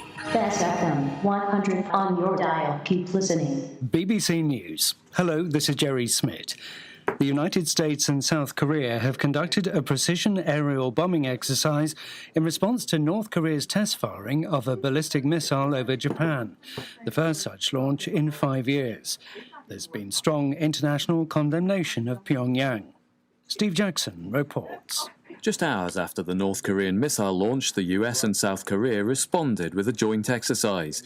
A South Korean fighter jet fired 2 precision bombs at a mock target on an uninhabited island in the Yellow Sea. In total, 4 US and 4 South Korean aircraft were scrambled. The South Korean military issued a statement saying the drills showed their will to respond sternly to any threats from the north. Pyongyang has stepped up its military activities since President Biden took office in Washington, and intelligence reports suggest it may be planning to test another nuclear device, something it hasn't done since 2017. The police chief in the Indonesian region where a deadly football stadium crash occurred on Saturday has apologised for the disaster. Rebecca Henschke has more details. East Java Police Chief Nico Afinta says he was saddened by the tragedy and was sorry for shortcomings in how security was managed at the football stadium. His forces have come under heavy criticism for firing tear gas into the crowd after fans ran onto the pitch after the match. At least 125 people were killed when people rushed to leave and found many of the exit gates locked. The European Parliament has overwhelmingly approved new rules for EU countries under which rival companies producing mobile phones and tablets will have to provide a common charging port. The measure, to be in place by 2024, would make the Android USB connector the EU standard. The new rules will significantly affect Apple, which would need to change its type of charging port for iPhones and other devices. 13 young women have been rescued in Zambia more than 6 months after they were kidnapped for ransom. Videos demanding ransom payments had prompted a police operation, but the search had failed to locate the women. Here's Will Ross. A neighbour who helped rescue the hostages said he was sitting at home in the capital Lusaka watching wrestling on TV when he heard someone bashing his gate with a stone. Outside, he found a woman pleading for help. She just scaled the wall of the house next door. The neighbours then used an axe to break in and were shocked to find 12 other distraught hostages, women between the ages of 17 and 28. Kidnapping was unheard of in Zambia until a video emerged about 6 months ago of a young woman called Pamela pleading for her life whilst being beaten by her captors. No one knew she was being held with 12 others. World News from the BBC. The World Health Organization says it's stepping up its response to a deadly outbreak of cholera in Haiti, where weeks of anti-government protests have contributed to a worsening sanitary situation. A WHO spokesman said it was setting up cholera treatment centres in tents and making bulk orders of oral vaccines. He He said the situation in gang-controlled areas was of particular concern. Paris has become the latest city in France to announce that it won't screen matches from the forthcoming World Cup because of the number of people who've died while building football stadiums in Qatar. Estimates vary, but some suggest that hundreds of workers were killed by heat stroke, exhaustion and other problems caused by the severe conditions on construction sites. One of the largest and most complex inquiries in British legal history into the UK's handling of the COVID-19 pandemic has opened in London. The first stage will scrutinise how prepared the government was. The inquiry is likely to last for 2 years. The chairwoman, Baroness Heather Hallett, opened proceedings. There's one word that sums up the pandemic for so many, and that is the word loss. Millions of people suffered loss, including the loss of friends and family members, the loss of good health, both mental and physical, economic loss, the loss of educational opportunities, and the loss of social interaction.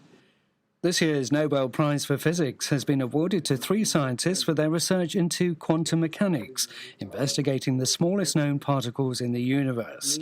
Alain Aspect of France, John Clauser of the United States, and Austria's Anton Zeilinger were honoured in particular for their work on entangled photons. A member of the prize committee said their studies were groundbreaking and had broad implications in areas such as secure information transfer. BBC. A difference you can hear. A difference you can feel. Best FM, keep listening. Warning, warning, when there is a hurricane warning. Button down, tie down, everything. Lift appliances and furniture off the ground and secure your valuable items. If you wanna boat, secure it on land and turn on your yard if you a fisherman. Make sure you turn off every breaker, and before you sleep, turn off your generator. Flooding, that is a real danger. If you live a gully bank, river bank, or low line area, if you see flood waters are rising, get out, get out. Heed the warning. If your land starts slipping and sliding, get out, get out. Heed the warning. Hurricanes gonna happen, so be prepared. A message from the Office of Disaster Preparedness and Emergency Management. For a better choice in all your electrical supplies, A, authorized 3M dealer and better brand names. B, better service including free island-wide delivery. C, all major credit and debit cards accepted. It's ABC Electrical Sales. Shop number 8, Hagley Park Plaza, Kingston 10. Open Monday to Friday, 8 a.m. to 5 p.m., Saturday, 8 a.m. to 4 p.m. We make your electrical jobs as easy as ABC. Call 754-3825-8 or fax 754-3659. ABC Electrical Sales, for a better choice. Half a tree, 100, half a tree. Bossy, away I do I take taxi star? Jano, I want to tell you, say, 2 months now, my transmission mash up, and I check everybody and can't hear nothing positive. Yeah, hear me? Yeah, waste all that time I shop around and never call the experts. Winters Auto have them. Them have over 35 years of experience and them diagnose the problem and get back your transmission brand new. For them service excellent and efficient. Trust me, man. Yeah, hear me? Call them at 929-7040 or go to them at 106 Maxfield Avenue, Kingston 13 and talk directly to the boss. Just tell them I'm me, send you. Wow, you big star. Yeah, man, respect my boss. Yeah, try calling, because trust me. Waiters, Auto Spares and Repairs, good afternoon. What a relief. Looking to clean your vehicle super clean?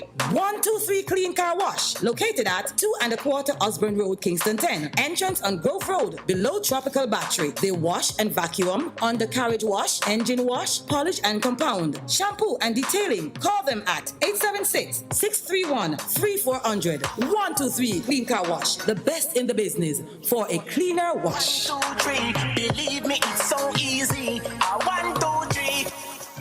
He's coming back.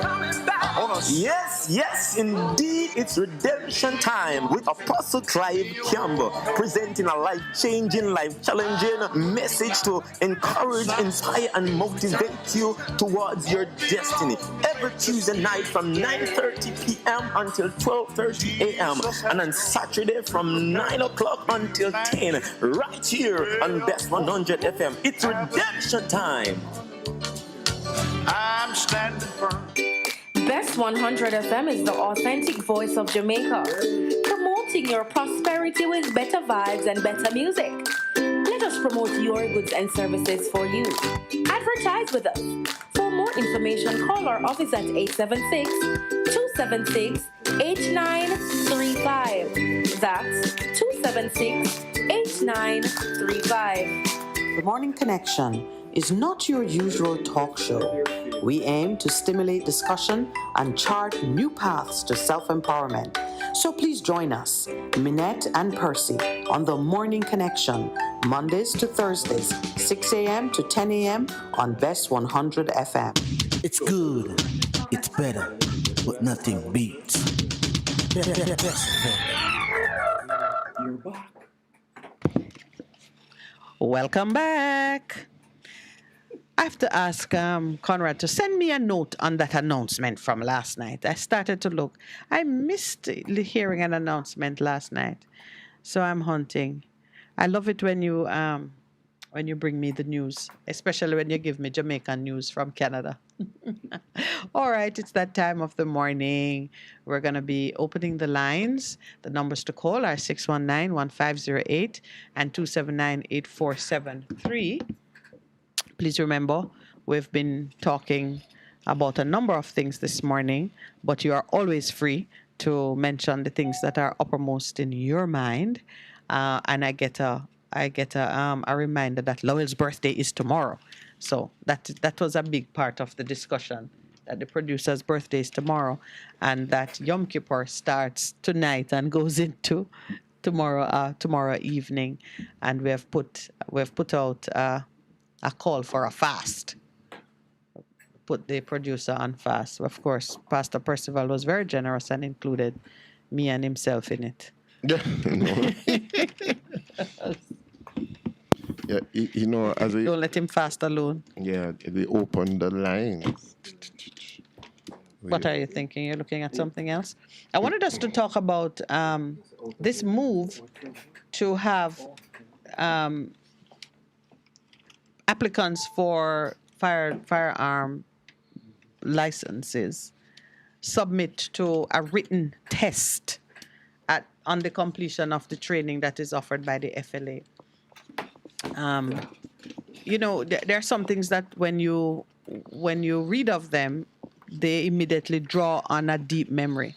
Now, I have no knowledge of the days when people couldn't vote unless they owned land.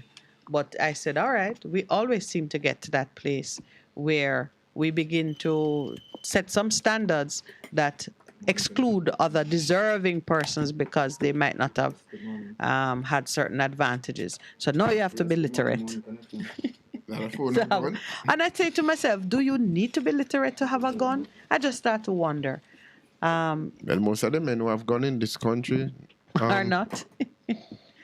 Illegal ones. Good morning and welcome to the Morning Connection. The illegal ones. Good morning, my brothers and my sisters. Good morning from the east to the west, to the north and to the south. Yes. Of this wonderful, beautiful, lovely garden. We love you. Yes, Miss Militant. Brother Percy, how y'all doing? We're good. We're good. Elaine, how you doing? We are good. We are good.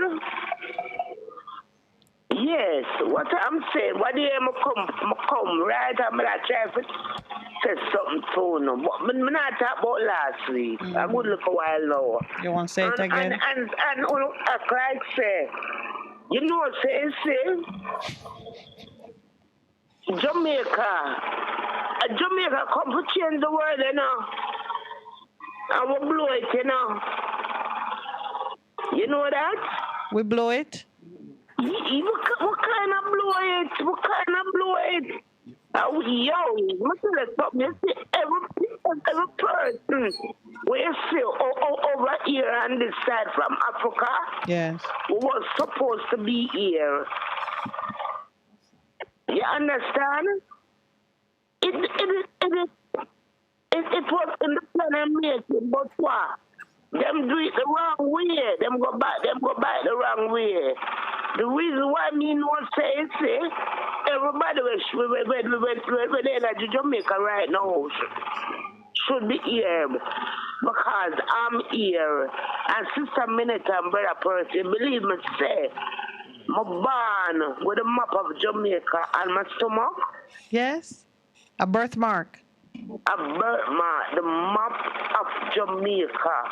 And from a little me, I show them and I tell them, say, this is the map of Jamaica, and I'm tell them about my mother, the one live and answer that thing. But it's just like how the shape out. Yes. Yes.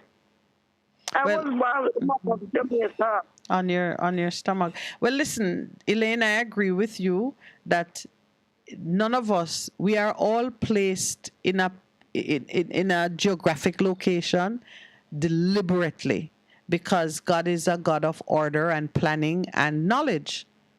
So yes, you're supposed to be right here, and so am I. But you say we have blown our opportunity to change the world.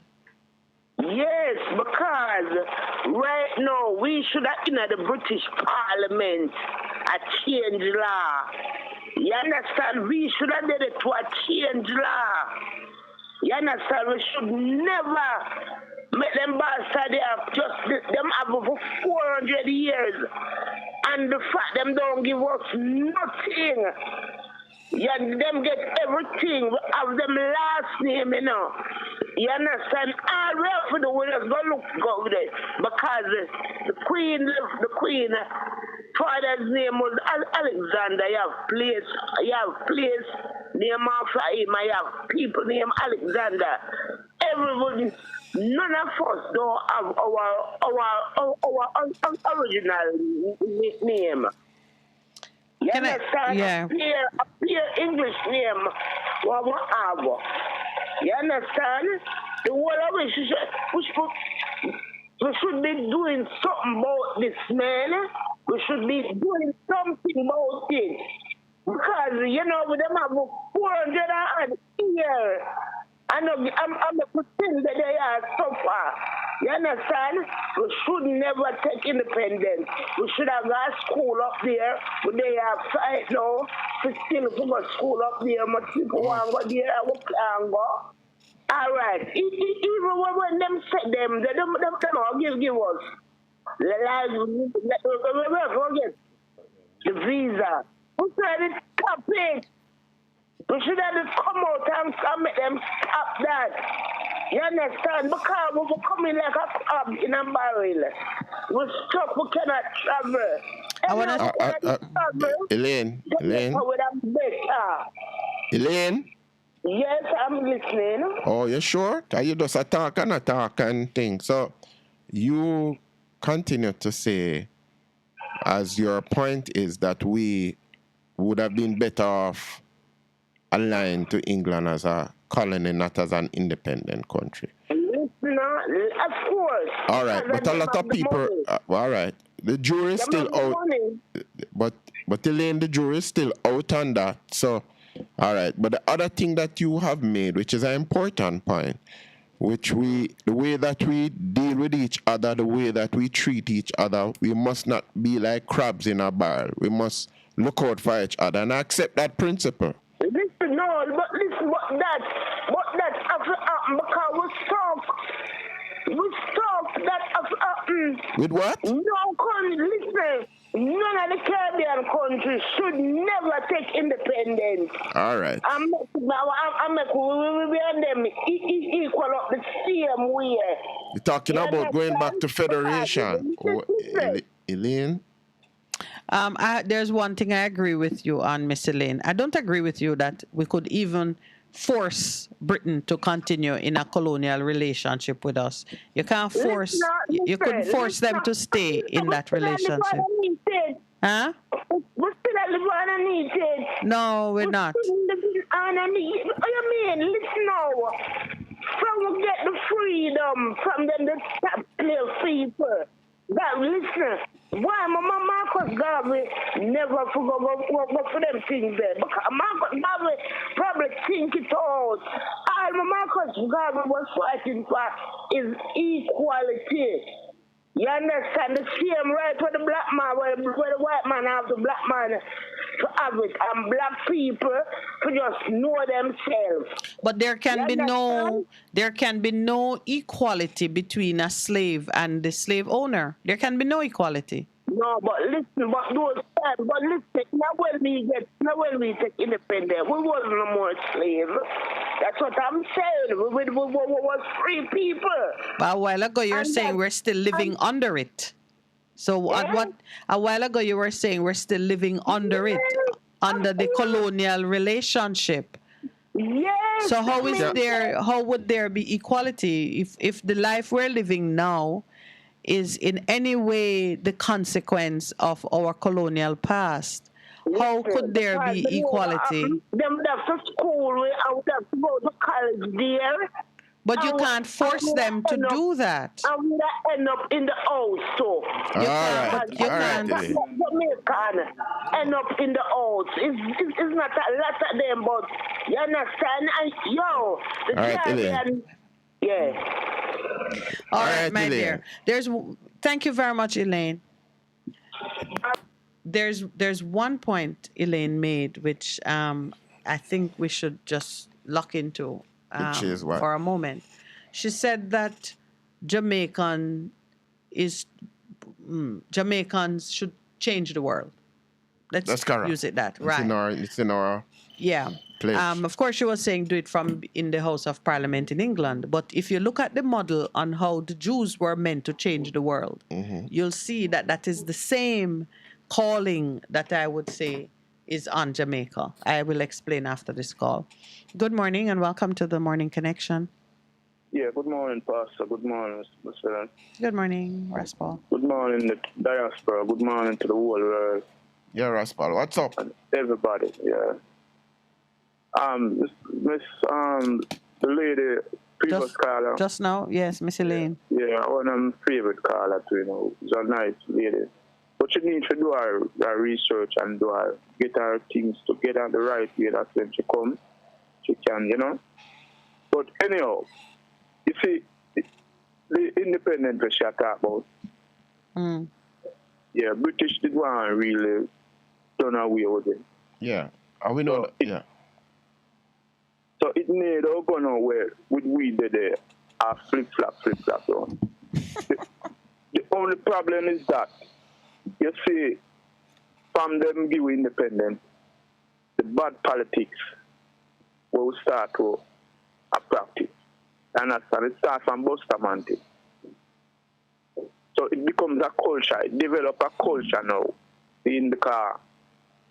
People must think, say, this thing will go on with this gun thing and this weapon thing will go on. It has gone on for a long time, Think people not even realize that Bustamante is charged with manslaughter one night time, And them carry him to St. Mary go try him. Shoot them never want to try my town. You understand? So it just starts from the leaders then. The people, it has come to the combat now with Siaga and Manley in the 70s. You understand where 800 people dead. The Siaga with the election and, at that mash up Jamaica, if you notice, most of the small island them, where them thing they not go on and them thing they not practice. Peace up until now, until, Jamaica, some Jamaican go to Trinidad and them not teach them the thing till them gone all of the small island for there with the man. But this man now. Oh, Antigua. Grenada? Them invade Antigua, but them gone to this little small island where them catch the premier there with the Oh, BVI, Tortola. Yeah, BCI. Them gone all of BCI, I don't know. Seeing them, there are 14 people dead in a BCI. No, TC. Oh, you're talking about TCI, Turks and Caicos. Turks and Caicos, yes. So, yeah, our culture now where Bustamante seen and the politician them start them going from in the 70s with Siaga and Manley and we come out at that mash up Jamaica, you know. See? So now the problem is this now, as well our friend talked about a while ago. We need for independent, because everybody needs for independent. We don't want to rule under people where slave us. You know, if we want to rule under people where slave us and we. Well, the name thing, me like how she mentioned the name thing, because name is that thing we identify, you know. See? And name really important. Yes. See? Because that's why you see the British them name most people, most parish and all them thing they name after them. And them statues and all them thing there. We need to get Jamaica together, you know, but we have to teach the people, we have to show the people where we are going. That's true. What's happening at Jamaica, you know, is that we need a constitution, because the constitution where them give it, see, it just did work for some family, and it worked for the family them too. See, it's a PNP and GLP constitution them give. So them have it now at work, and then them are use them as the head of state, I blame them, say at them at the head of state, to keep the crown land them and keep the land them and anything when they want to do them do. So them now want Jamaica itself, the whole Jamaica itself, be independent where we can have a constitution or write a constitution where. That is for us, and that is really for us. Come out of us, and and we can really be invested in self-government. All right. Well, one law be for everybody. When nobody no have no exempt. You see how them easily get rid of the British Prime Minister over there. Yes. I true not him no exempt from no law, you know. And I like when you see man pan our TV down here, I tell out in the corona and I tell our big inspector, superintendent. So him exempt and he will call Minister of Security and call who he will call and them thing that no one complete your point for me, Respal, because we have another caller waiting. There's another caller on the line, so I want you to wrap up for me. Yeah, but look here, may I try put you certain thing, you know. All right. Yeah, but you were spending more time on the British part of it. All right, listen now. Get to the Jamaican part for me. So the problem is this now, at Jamaica now. Yes. See, if you notice how this law set up, it's set up for the rich, right? And even the Prime Minister or even the police force, them work with the rich. You understand? And the massive is the poor. See? Yes. Most people in Jamaica is poor people. So when you elect a Prime Minister, or you elect a Prime Minister as a servant, that's why them say him are the main servant, not the chief servant. See? Prime Minister not boss the people, you know. Prime Minister serve people. MP, another people and boss, you know. Then we elect MP for serve us, right? In Parliament or if a foreigner, we send them go foreign, them supposed to speak for all of us. Okay. You understand? So me are someone a boss about them a boss of Prime Minister and of them. Me no boss of Prime Minister and MP none of them. You understand? Okay. All right. And me are the boss for them. All right. So anyway, we need a constitution where it goes for everybody. It works for everybody. Okay. You understand?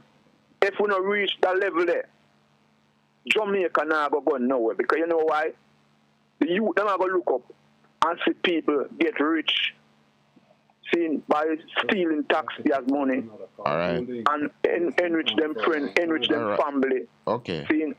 And when them look, them now go say, well then, boy, yeah, hear me, All right, Respal, we're being pressed to take the other.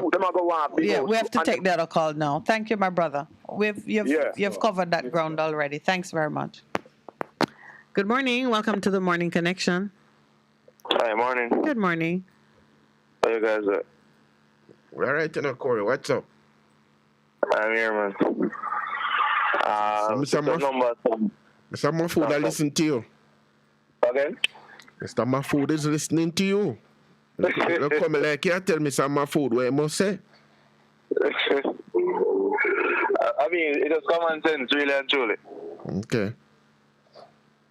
but this some numbers from Saturn recently. The 4% rebound the last quarter, as opposed to a 14% rebound in the quarter before of last year. Mm-hmm. So it's slowing down. Yeah, and that is not good because we have not reached back to the 2019 levels. Yeah, we have not reached back to that level. And this is something that I've always been saying, that the fiscal policy and monetary policy, they are doing the same thing and they are working against the economy. Mm-hmm. Because a lot of the increases that have been put on the policy rate, we are now seeing the effects of it. We are starting to see the effects of it. And we have not fully seen the effects of it as yet. Yeah, because so we are now certain that we are going into a recession. We don't know if it will be induced or it will be when the American economy go into full recession, but we are going to head into a recession. Yeah, you know, as you said it, we're looking where Mr. Secretary General of the UN came out and said, well, one of the organizations saying that what is happening, the central banks have to be so careful because they are really pushing the world into recession because they have revised down the thing from it was 2.6, it's now by 2.4% in terms of the increase in the economy. So they even come out and people are saying it's strange that the UN talking against central banks in regards to what is happening. So, and I was teasing you, I said, Mr. Mahfoud is listening to what you're saying because they are saying it's not making any sense. Not making any sense at all. The JMB guy, Mr. Duncan came out and he's saying the same thing as well. Wow. Well, it's kind of unfair. But I think he's just representing his members and not necessarily the bank. Okay.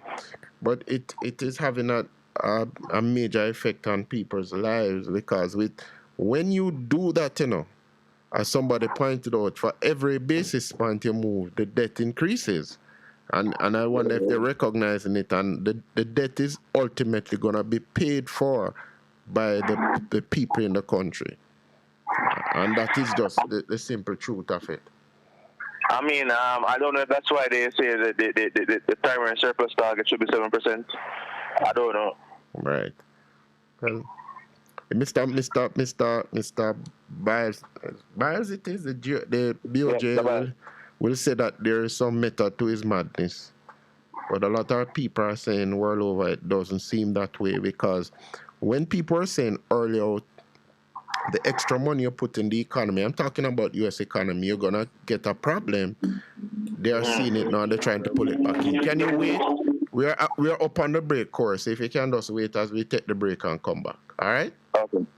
Good. A difference you can hear.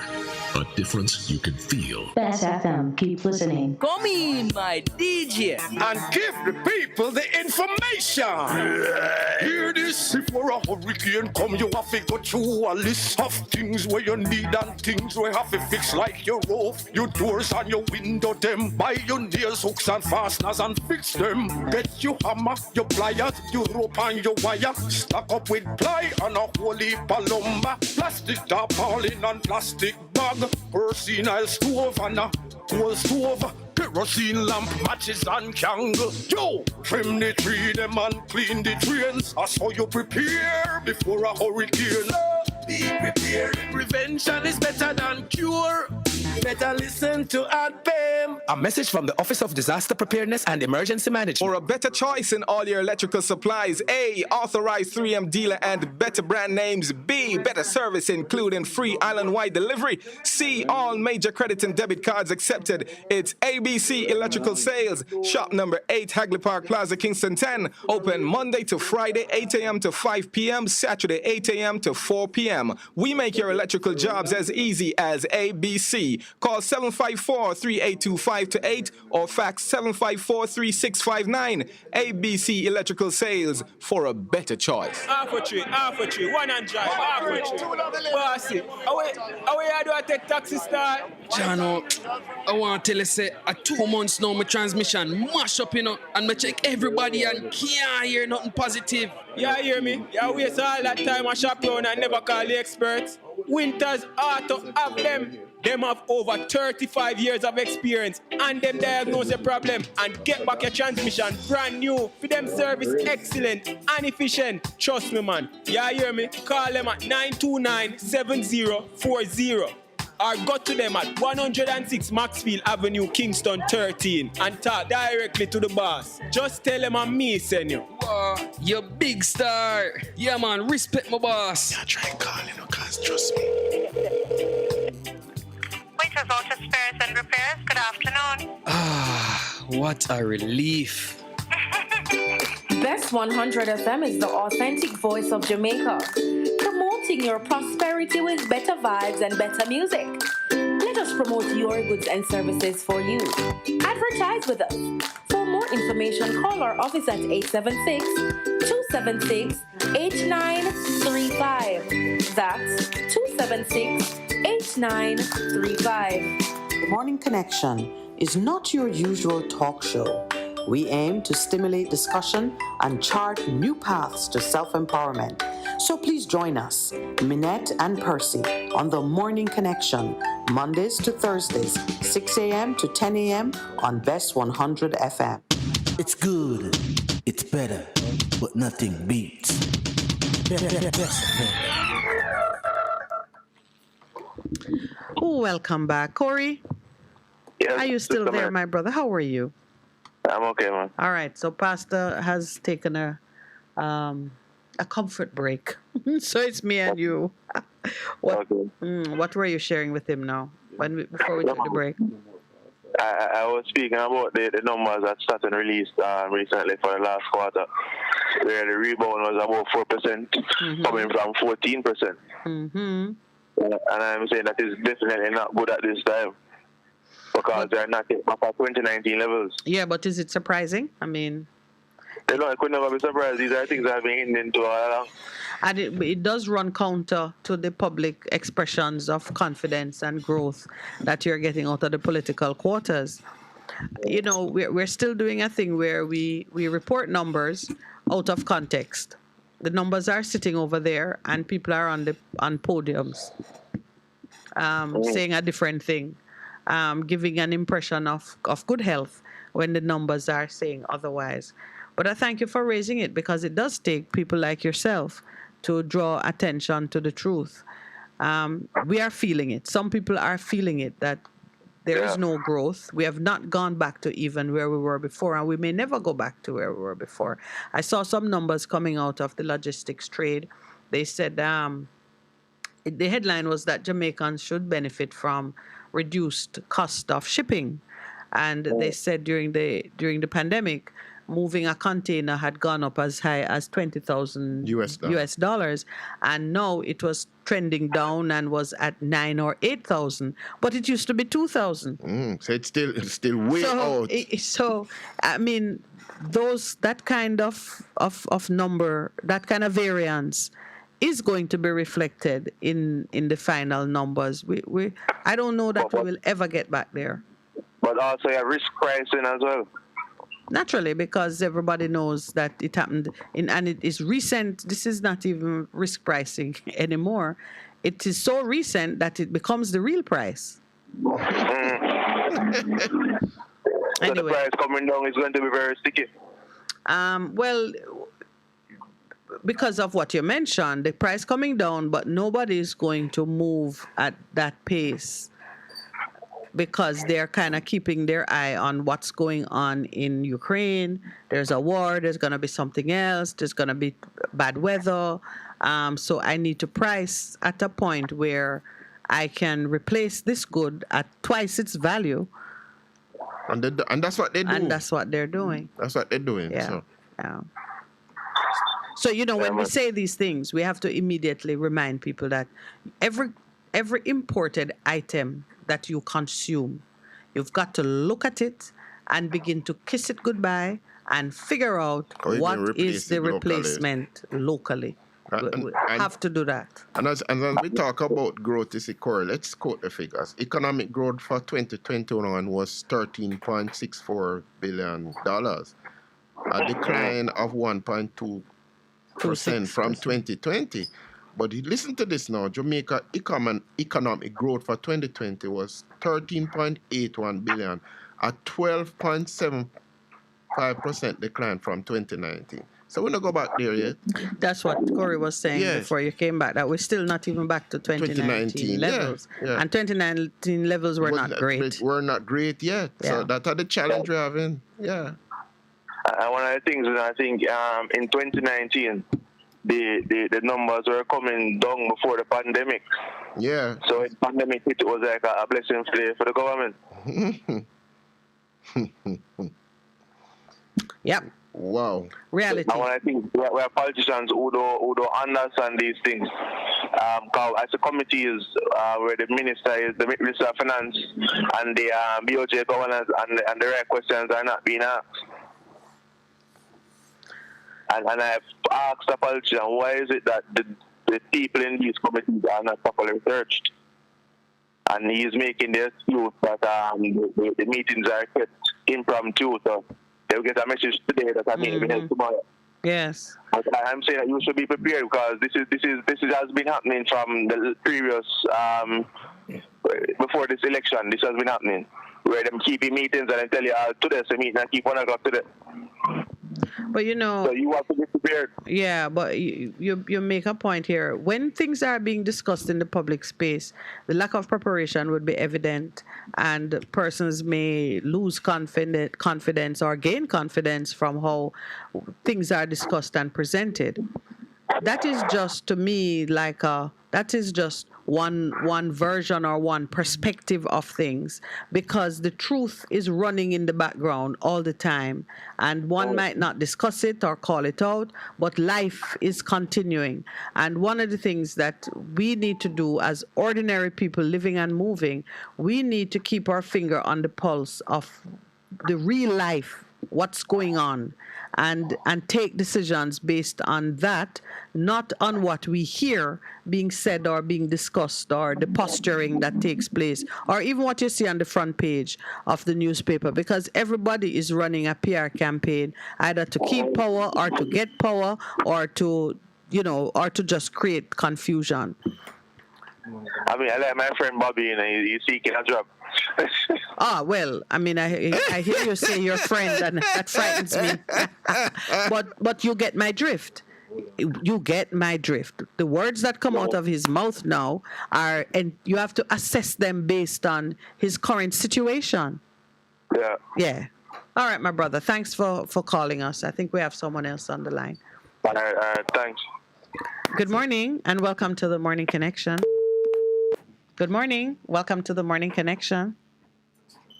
You know, that's so interesting in friend Bobby. Yeah. Good morning and welcome. Good morning.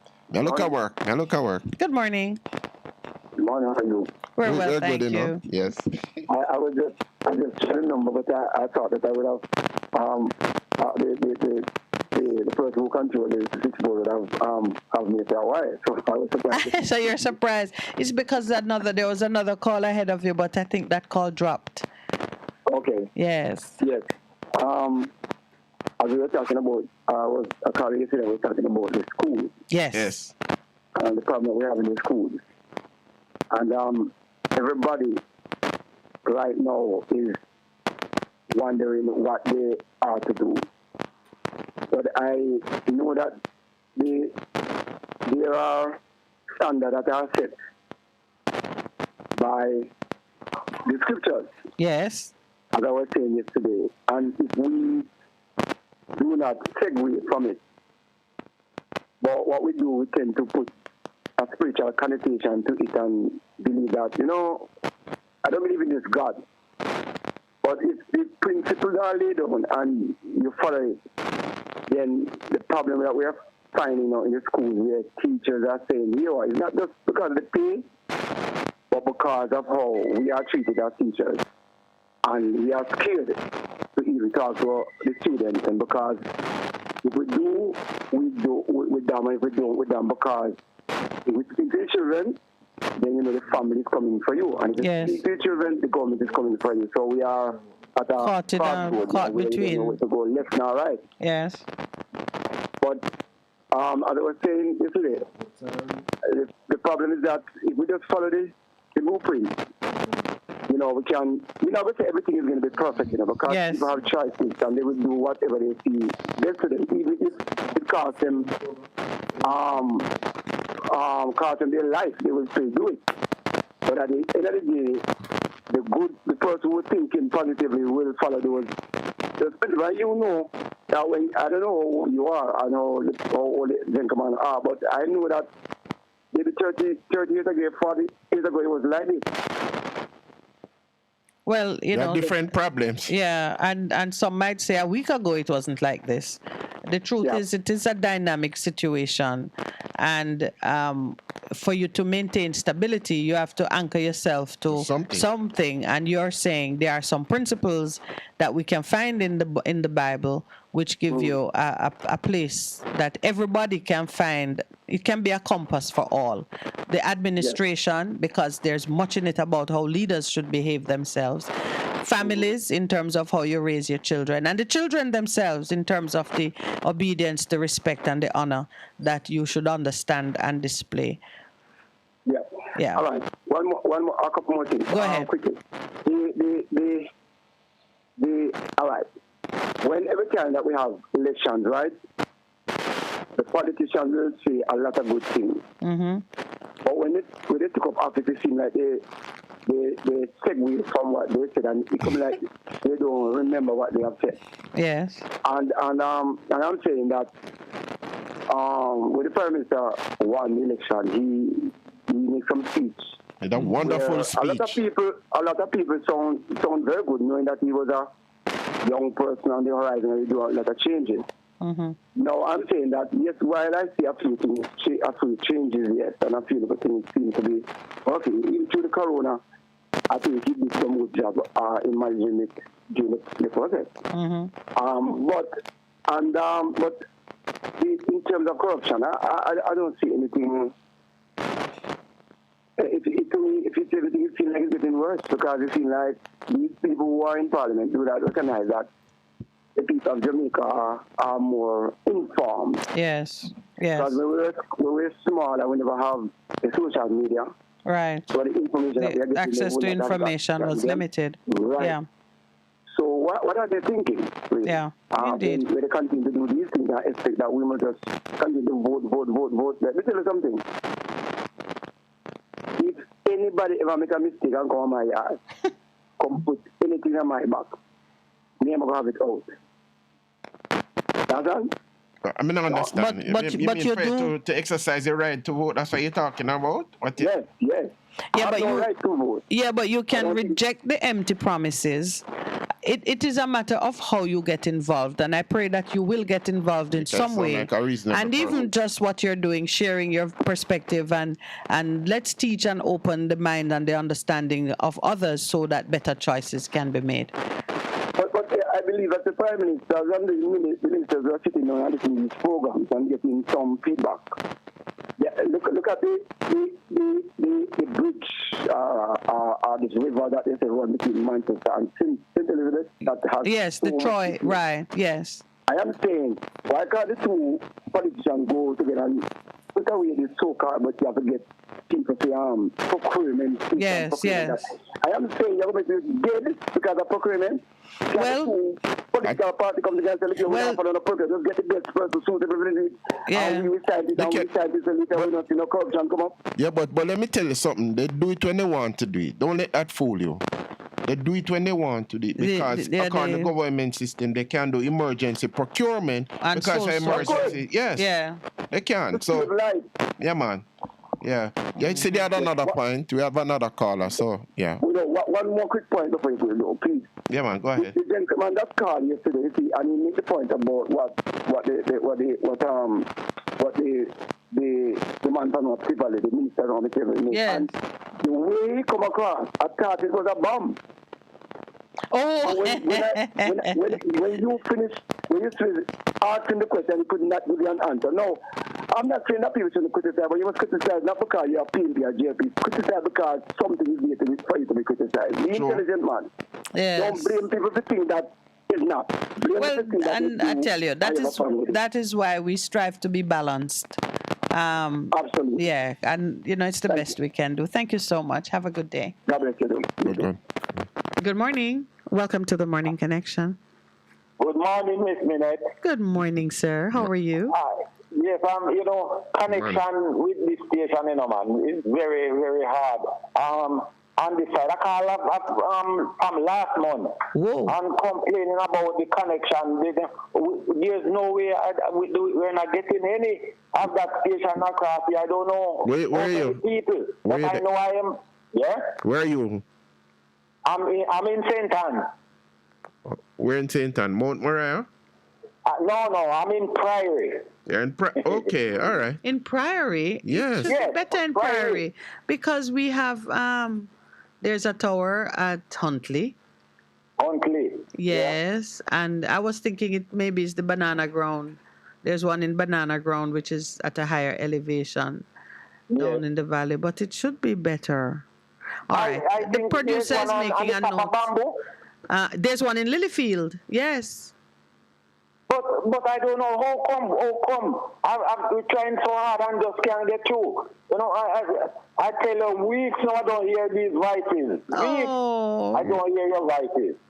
Okay. That is unacceptable.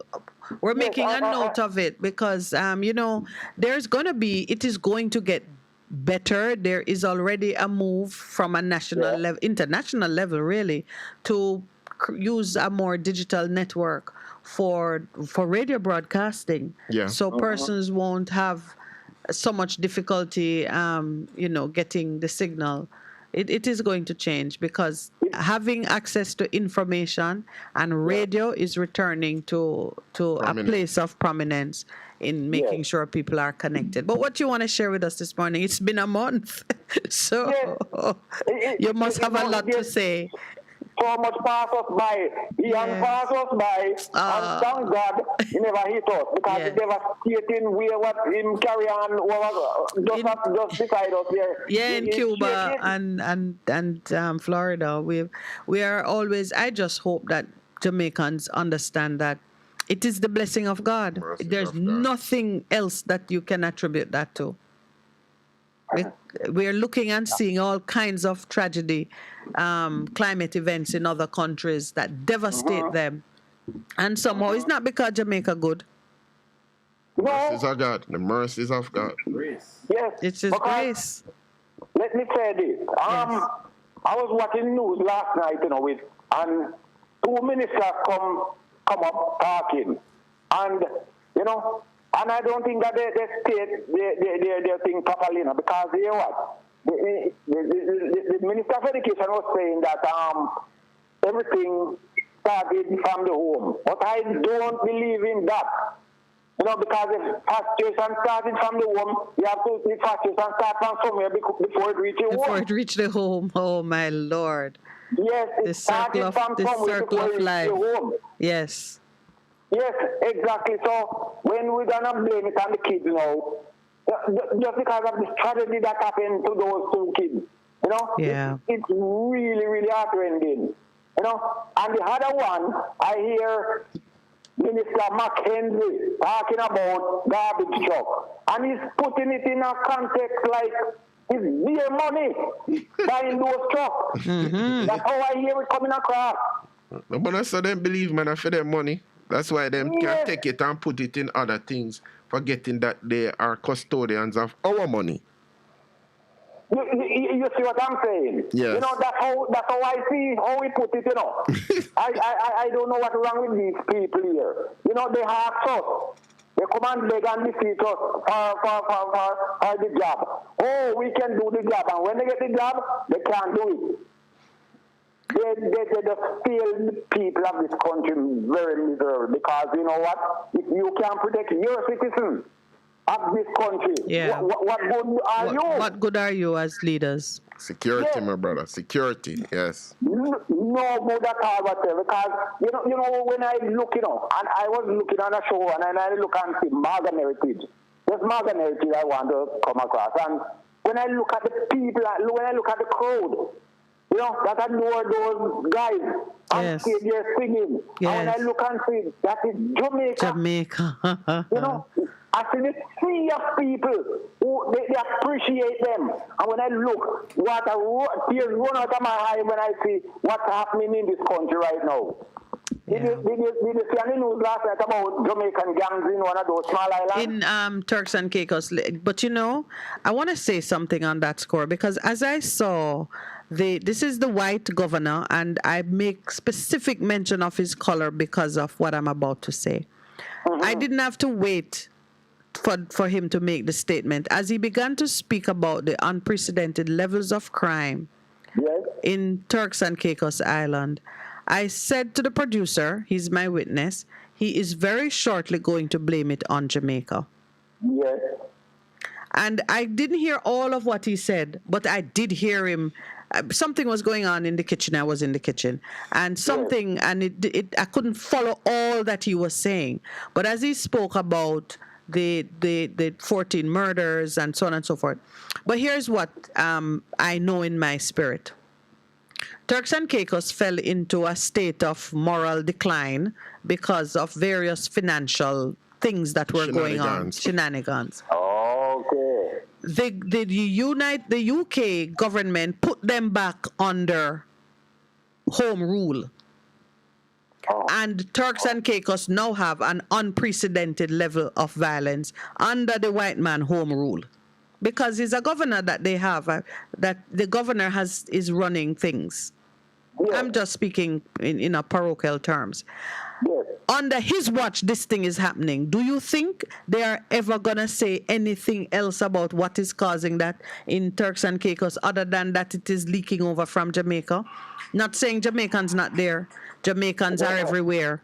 But it's painting a bad picture about us. It is, yes, it is. And then a Jamaican businessman began to make some statements as well, an economist, about how out of the norm it is for Turks and Caicos to have this level of crime.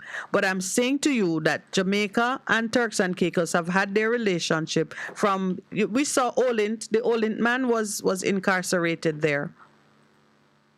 And crime, traveling, and so on is not a new thing.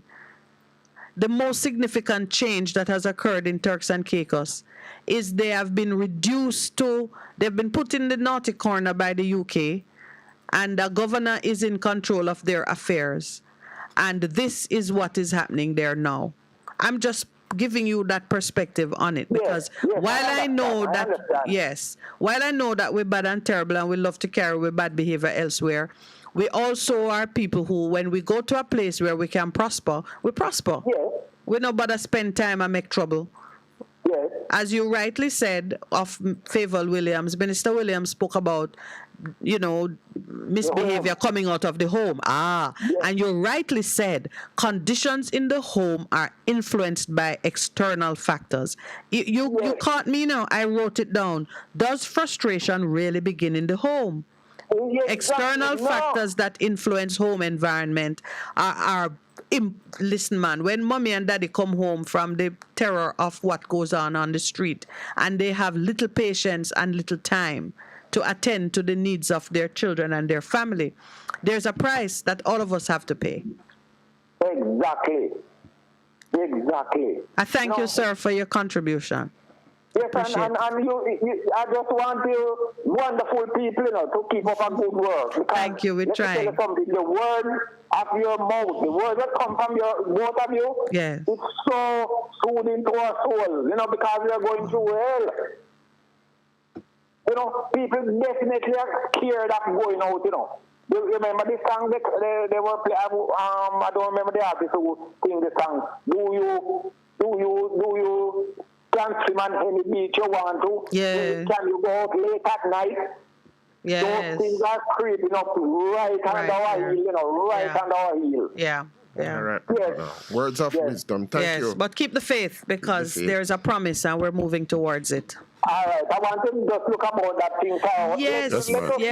Priory, I'm so glad you've given me the detail. At least now I know where to focus. I keep saying St. Anne, but Yes, I was also in Dundee yesterday, you know. Yes. At that, yes, Mark, yes. That's our next story, though. Yes, another time. All right, brother. Take care. All right, then. And we are up on the break, no? Yes, yeah. There's one call. Good morning. Welcome to the Morning Connection. Yeah, good morning again. Good morning. Yeah, the Turkan case of governor. Yes. Say them arrest some Jamaican and then involve police them from Jamaica. Never talk about that. Listen, as I said, I didn't hear exactly what he said. I heard him talk about Jamaican influence. Are you saying that Jamaicans have been arrested? Yeah. I didn't say there's a Jamaican gang there. Yes. Can you hold for me, please, Raspal? It's right on the break, 9 o'clock. Okay. Thank you. A difference you can hear. A difference you can feel. Best FM. Keep listening. One in. A hurricane we name. How we rough. Whether we are man hurricane or woman hurricane. We want you to know that. We come here to mash up building, blow down things and just like flood out place. We no ram.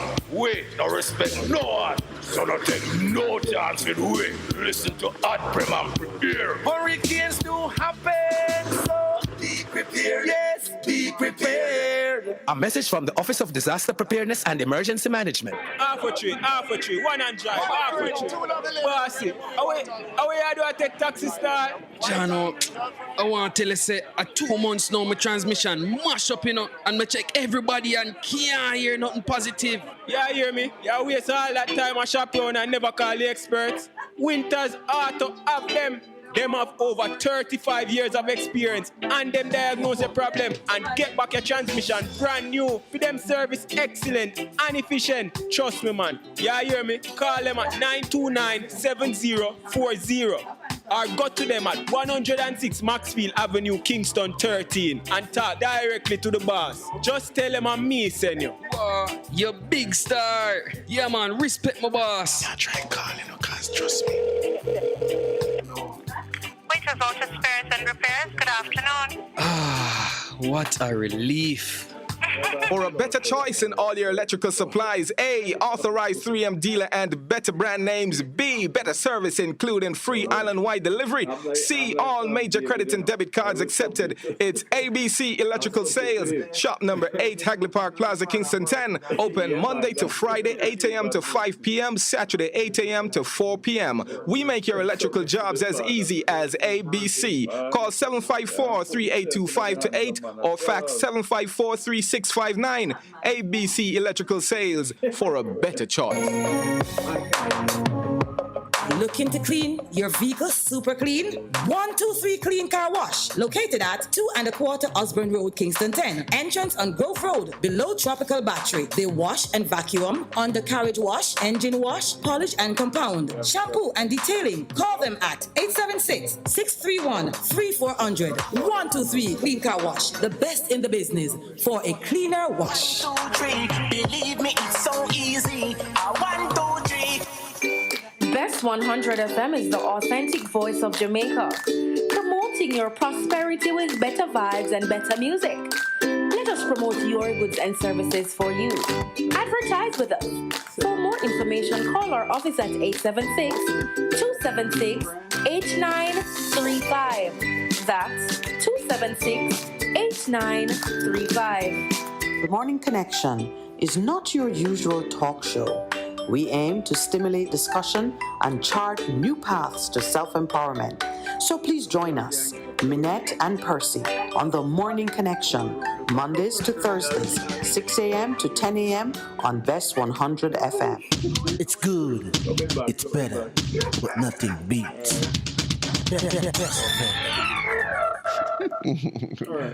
Yes, Ross Paul, just quickly have another caller. Go ahead, please. Yeah, man, anyway. Mm-hmm.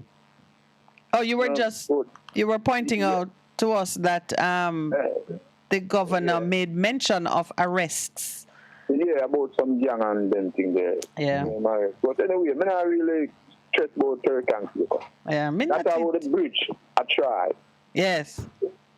you would have soon see a caretaker come in and deal with that bridge, but through Michael Phillips, We're going to have to do it in terms of